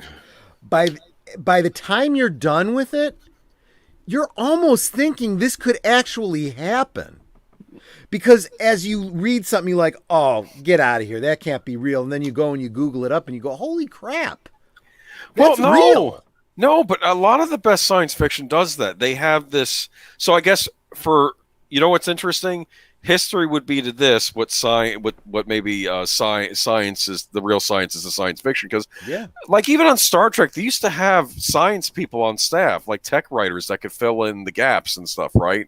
Which I don't think they have on the current series, obviously. I was going to say, back then they would say, you've got this transporter, but there's a real problem that exists called the Heisenberg uncertainty principle. How do you guys get around that? Oh, this little device called the Heisenberg compensator. They don't say how it works, but they're at least acknowledging the problem. They're basically saying we came up with a solution. We're not telling you what it is, but we did do it. Yes.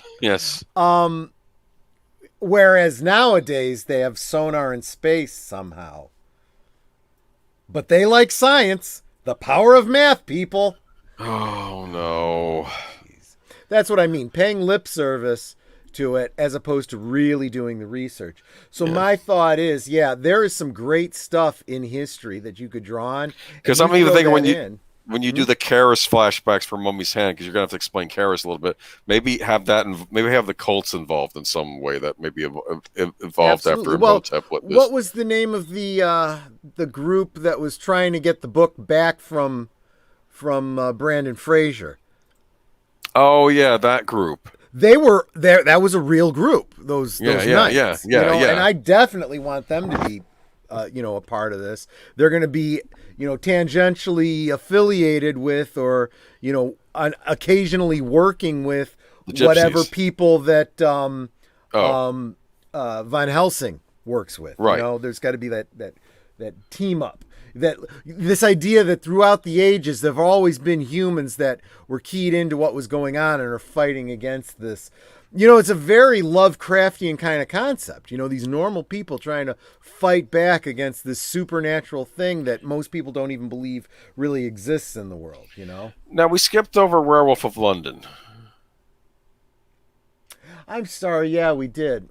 No, we didn't. We were just getting to it because I was just talking about. We had to jump to Mummy's Hand to explain that. Yeah, Werewolf of London. So I really feel that the Werewolf of London is one that's very. It's so easily forgotten. and it's crucial because it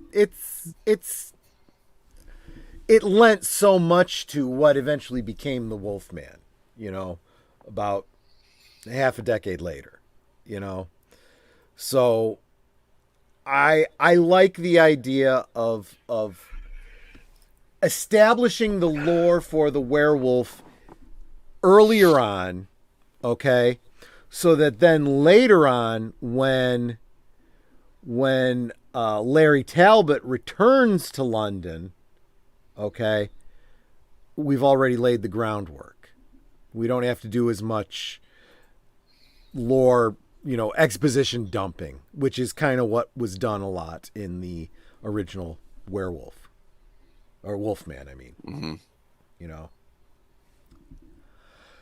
So after we do Werewolf of London, Mummy sequel, where we introduce Clarice, that's exactly what I was thinking, by the way. Yeah. And Larry Talbot's Wolfman, we're going to 1947 with Wolfman versus Dracula, and I'm embellishing the story here a little bit. The Second Great War is over. Dracula takes advantage of chaos to leave the waning British Empire for the new world power in the New World. But the New World holds new challenges for the Count, as he will be sharing hunting grounds with the Wolfman Larry Talbot. And of course, the original Wolfman versus Dracula does, explain how Larry Talbot comes to the United States, so on and so forth. 1954, Creature from the Black Lagoon.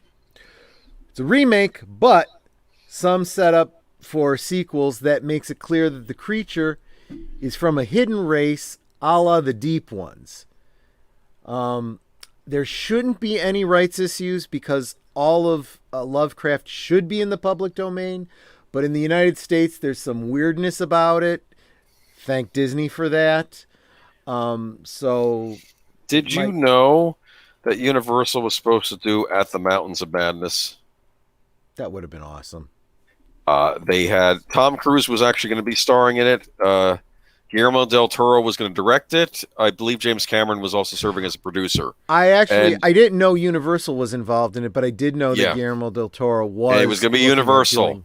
It was going to be big budgeted, and then Scott Pilgrim came out and failed, and Universal got chicken shit, and they have never gone back to risk taking like that again.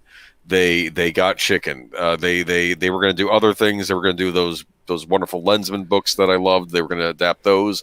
That didn't happen. That was going to be J. Michael Straczynski and Ron Howard were working on those. That didn't happen, and it's a pity because we lost a lot of stuff. So they keep, doing, Fast and the Furious, Mummy, and so on and so forth, and that's doing real well for them. And cheap Blumhouse movies, anyway. Well, you can't fault the cheap Blumhouse films because they're making a profit. So, I mean, if I was a businessman, I'd be doing the same thing. You just keep making the movies, keep making them on the cheap, and keep coming out with a profit. So we got Mummy's Hand. Then we go into Serpent and the Rainbow, which was originally set 1978 to 1985. Okay, we got a big gap here. We got to come up with movies for these gaps. What could we do in the 60s or even the 70s? But the trouble is, at that point, Universal isn't really involved in making horror movies, are they? They're throwing stuff over to Hammer. And Hammer didn't do too much stuff in modern times unless it was like alien-related, like extraterrestrial, Even their stuff was period stuff. I'm thinking you could do something with witchcraft. I don't know what we would do, in the 60s. I'm thinking maybe... I don't know. We'd have to think on this. Okay. So in the notes here, I was talking about the idea of home mummy series, other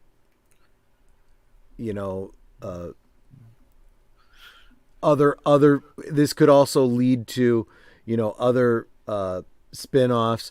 Dracula has at least 3 wives. Each one could have their own spin-off vampire film. Vampire cults, an evil version of the Ordo Dracul, black magic, all of that kind of stuff. You could do the No, no, no. I'm thinking back to the Hammer Dracula AD 1970 movie. Yeah, no, no. No, no, he's around swinging San Francisco instead of swinging London. What do you But think? I like this idea that Dracula is setting himself up as a world power. You know, he's playing a long game. Think guy with the bad mustache, but using Moriarty tactics. You know, but also because he's, you know, basically immortal. He's got that whole Vandal Savage thing going on too. You know what was a really cool early 1970s werewolf movie was it was called The Beast Must Die, and it took place in Africa, and it was all about like this this African big game hunter, and he had everyone over to his house because he knew one of them was a werewolf, and it's like a whodunit. Which one of his guests is the werewolf? Do you understand? You know, that took place in the 70s. That might be something to do. That's a pretty famous party game now. The secret werewolf. I wonder if that's what they probably got it from the yeah. idea from that movie. Yeah, it wasn't a Hammer movie. It was the rival Hammer studio, Amicus. Sure. But that might, I mean, granted, it's not Universal, but it'd be cool if they could redo that, or just rip it off. You know? So imagine Dracula is kind of your big villain, right? He's your Lex Luthor type, right? And he's insinuating, he becomes like a businessman, you know, in the United States. He worms his way into all different areas. And he can literally take over every other business simply by, you know, promising immortality to, I don't know, Bill Gates or, you know, Steve Jobs or whatever. How do you know that? How do you know that hasn't happened? That's my point. You know, he takes over he takes over the tech industries. He takes over big pharma. He takes over, you know, politics, you know. You know what I'm thinking too? If we're thinking of a movie taking place in the 60s, I'm thinking a lot of the stuff in the 60s was about witchcraft, witch type movies. I'm also thinking you have all these new age religions cropping up. What if one of these is like one of these old cults from Egypt that pops up again and is messing around with stuff? I don't know, that would tie to the mummy. I don't know. Sure. I don't know. I think based on some conversations we'd had previously, Frankenstein could inspire all kinds of mad scientist stories. Dr. Proteus needs to have his own film with creepy little homunculi. I like that. I could see someone inspired by Frankenstein doing body modification, real body horror type stuff. We could have the Leprechaun show up too. I'm kidding. Oh my God. Oh yeah, werewolf kind of writes itself. One cursed passes on the cursed. Same magic involved with the curse can bring about werecats, a la sleepwalkers, cat people, so forth. I'm trying to think of Universal horror movies from the 60s and 70s. There weren't many. See, that's the issue. And the trouble is, too, really, we're getting out of the whole Gothic period around that. I mean, they were still making Gothic movies, Hammer was. And I would argue the Italians figured out a way to reinvent it for modern times, but then you're getting into a different area. I don't know. I got to think. I think definitely something involving witchcraft in the 60s could work. And see, it wouldn't be unfair to... We get up to 1985, right? Nothing says... There's nothing to say that we can't jump to the year 2000. I know we could do the jump, but I've kind of liked how we've done every decade. Yeah.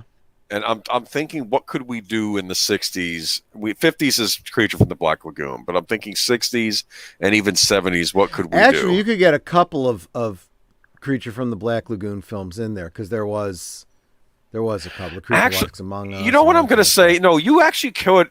you can set a vampire movie in modern times, because Count Yorga Vampire, that took place in the California suburbs in the 70s, and it worked. Don't ask me why, okay? Yeah. Because usually when you think of like Count Dracula in the 70s, you're thinking Love at First Bite and the ridiculousness that ensues of that. You know what I'm saying? Dude, Fright Night. Does Universal make that? Who made that? No. I'm not saying specifically remaking that. I'm just saying so that you concept. Some kind of meta thing, right? Yeah. Where it's someone who already knows these movies. It could even be said. I was told they'd be a fan of the opera, but maybe someone's making a Dracula movie in the '60s. Yeah. And I don't. And there's a real vampire loose on this. I don't know. I'm just thinking. I'm just thinking outside the box. We need something for the '60s and for the '70s. I do like the idea, though, that under Dracula being like the lead vampire in the United States, he maintains a control over his, followers, and implements something very much like the Masquerade from Vampire the Masquerade. This idea that, our greatest strength is that nobody believes we exist. So you maintain that. If you ever, break character and allow anybody to know about us, the whole secret society thing, right? We will kill you. There will be a blood hunt, and you will be destroyed.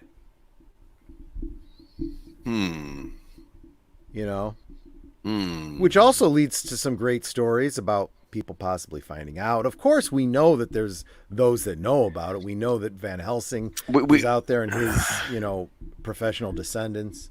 We have to be careful, though, because even Hammer started going they wanted to kind of, like with the last Christopher Lee Dracula movie, it took place in the 70s, and I didn't see this one, but apparently it's Dracula now runs a corporation, and there's a spy agency in the British government to deal with. It's almost like James Bond meets or Man from U.N.C.L.E. meets Dracula. And I'm thinking, I don't know, that might be pushing it. You know what I'm saying? So we have to be careful. Because then it gets a little silly. Do you understand what I'm saying? Yeah. I don't want to see Sean Connery's James Bond start wailing on Christopher Lee. You know what I mean? Or whatever. Actually, I do want to see that, but you know what I mean. Okay. Yeah. I mean, no, I get that. So, he has the holy water and the steak and says, I don't need these. I'm just going to whoop your ass. And then starts pounding on Dracula. It's an image I had in my, I don't know why. I could see something that stupid happening of just Sean Connery's Bond just beating up Dracula with his bare fists or something. I don't know what you do in the 70s, though. It's like the 60s and 70s. These are periods of horror in cinema, but even in the 60s, it's still a throwback to the Gothic period.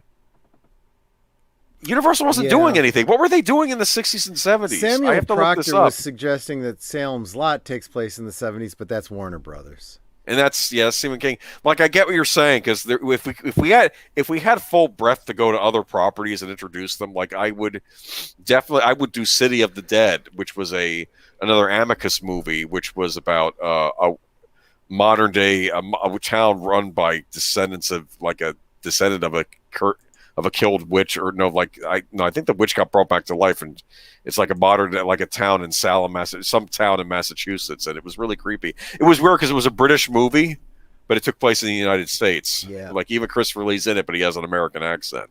Hey Trey, we are still live. You finished up your show, huh?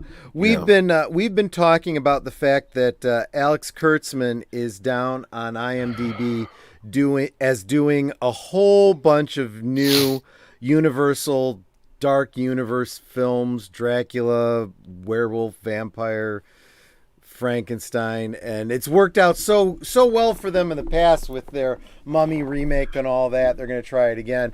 So we were talking about how we would actually do this differently, and we think a whole lot better. But yeah. Who did the remake of Cat People? What studio was that? I don't know. I like that movie. As weird as it was. No, that was a Stephen King too. Oh, no. Cat People wasn't. It was Sleep. No, that was a remake of an older movie from the the 30s, but it wasn't that was a rival of Universal Studios. It would be neat if you could have crossovers with other horror properties like Mad Love, but I don't know if we're going to get to do that. So Trey, we did. I did share the GoFundMe for Lady Mist. Sent everybody over there. Just brought it up on screen and read it out. And actually, you know what? Since we did talk about that, Netter, can you drop that link again for us so I could bring it up? Oh, never mind. I got no wrench. Let's see here. I was just there earlier today. Unfortunately, I can only go back so far in the comments. What are you trying to do? I'm trying to find that GoFundMe that I just shared a little while ago, or that net. Oh, yeah. I don't know if I have the link to that. Let me see.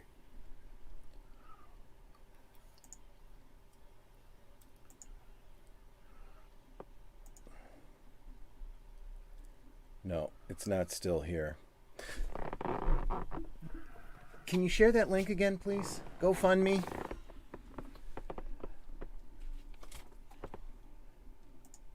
Sorry, guys. Trying to do it all myself here.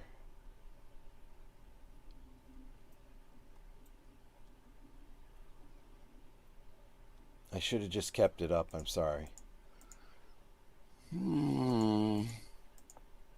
Because I knew I wanted to drop it again. Well, you didn't tell me that, so I didn't have it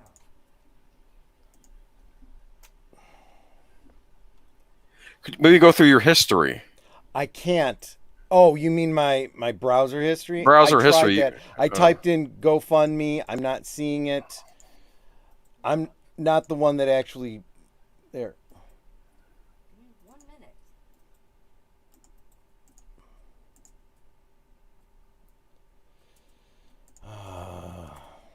It's up.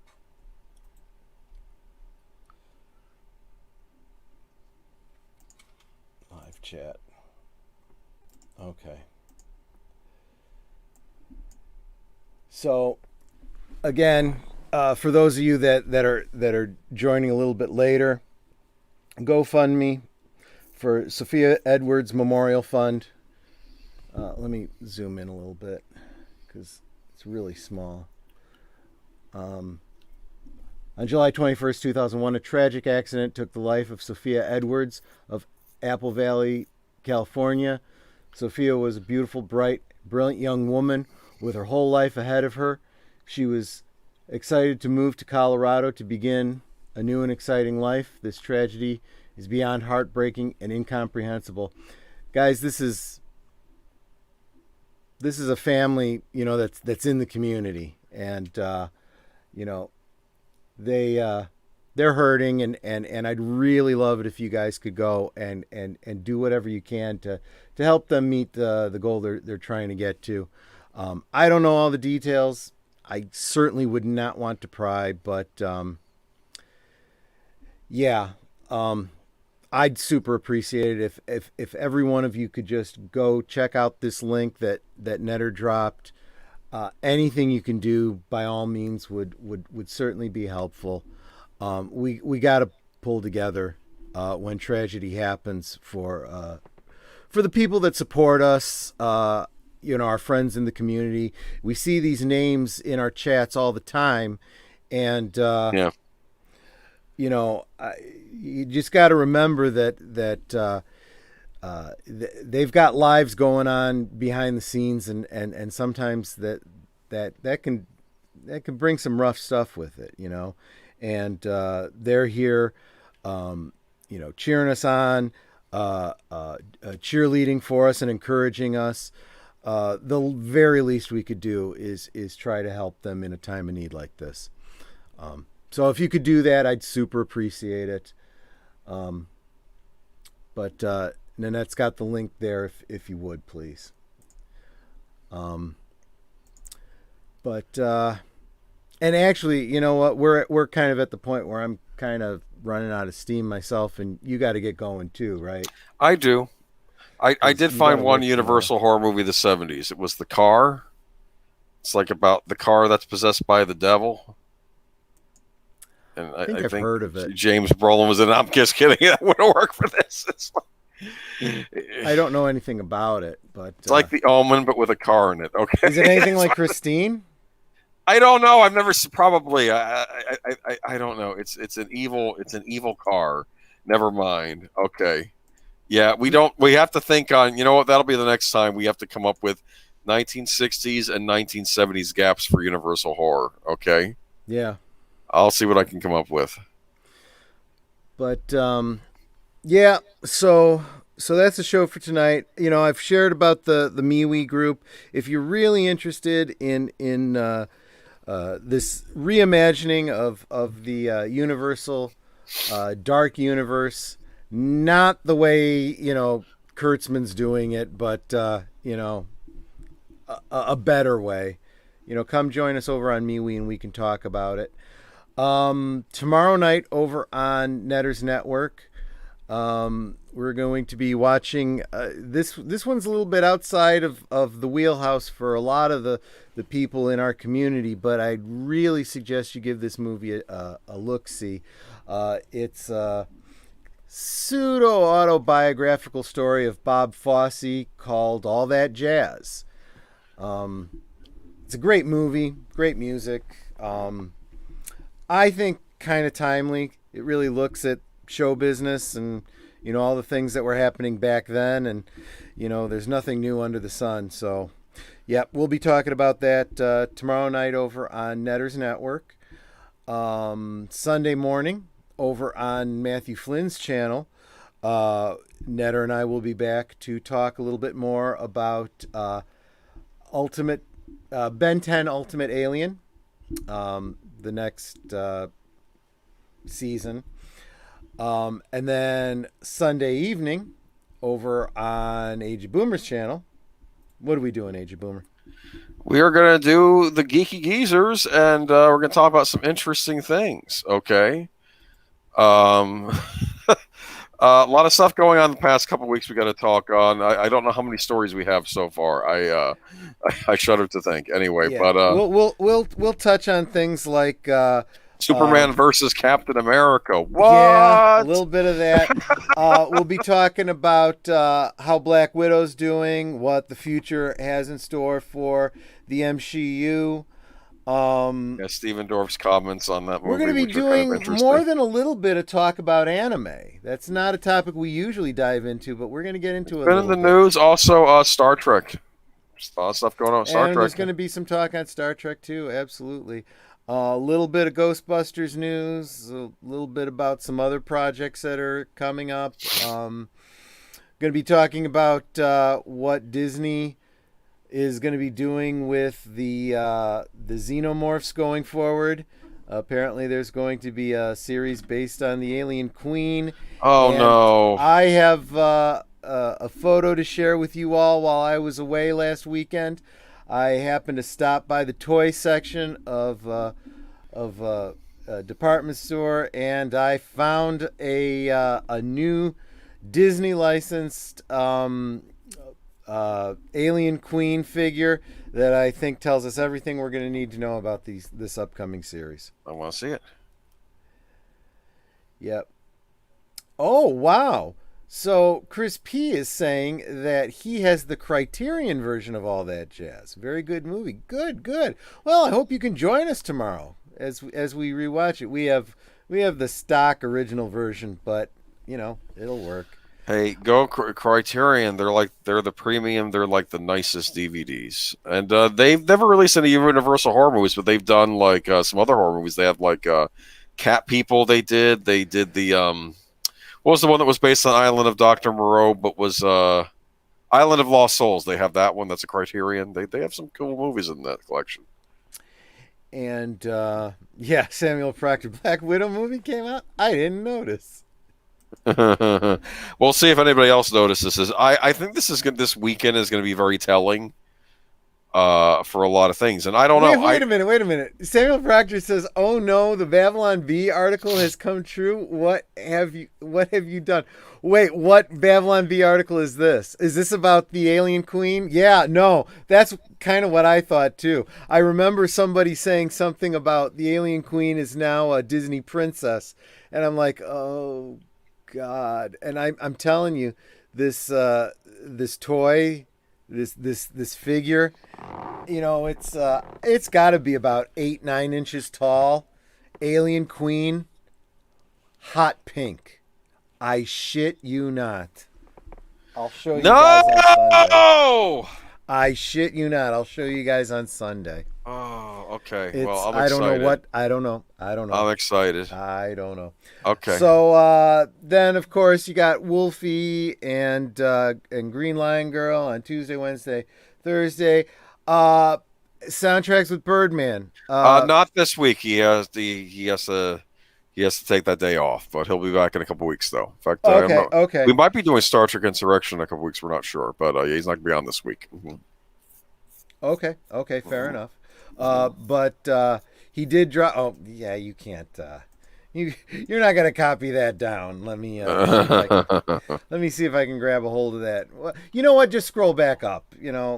Towards the beginning, Daniel shared his link, so you can. You could listen to me talk about the Borg Queen, and Chris B was on there too. You should check it out. Yeah.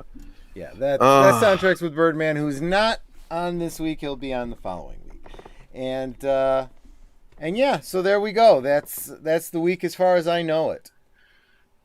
Cool. All right. Anything else you want to share before we go?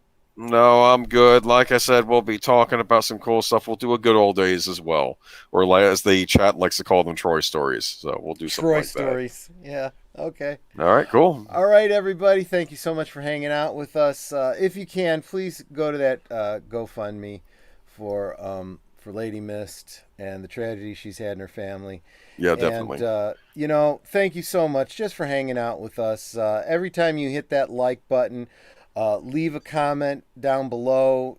Come back and see the show later because you couldn't stay awake or because you were watching Doomcock or whatever's going on. I totally get it, but anytime you let me know that you stop by and enjoy the show, I cannot even begin to tell you how much it encourages me. Sometimes I start to think, well, why am I even doing this? And then I'll get a comment from one of you guys or even someone that I have no idea who it is who's like, hey, I saw your video on toys and I really enjoyed it. Gosh, that's why I do it. That's why I keep going. So if you do want to keep seeing these shows, let me know. And maybe pull some friends in too and get me a few more subs if you can. Yes. But do the same for Aged Boomer. I'm telling you, he's considering he's got another full-time job. He's a pretty hard worker for doing his part-time YouTube-y stuff. The work that goes into that Sunday night shows. It's a bit, yeah. Yeah, I hope you guys appreciate it. We're scouring the news so you don't have to. We're finding the juicy tidbits that the other sites may not be finding either. Well, the other thing too is some of the stuff, it's just like, here's the article. This is what we've heard. There's 25 other YouTubers that have talked all week about it, but if you couldn't be bothered, and I don't blame you, because I'll tell you, I'll get one and then go, I'm not going to do Geeks and Gamers. I'm not going to do this one. I'm not going to do that one. Midnight's Edge already covered this, so I'm done.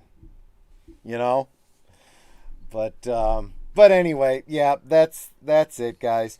Thanks so much. Super appreciate hanging out with you. And, as I always close my show, bye-bye, baby. Time to hit the road to dreamland. Don't cry, baby. It was divine, but the cuckoo has finally crowed. Time to hit the road. Good night, everyone.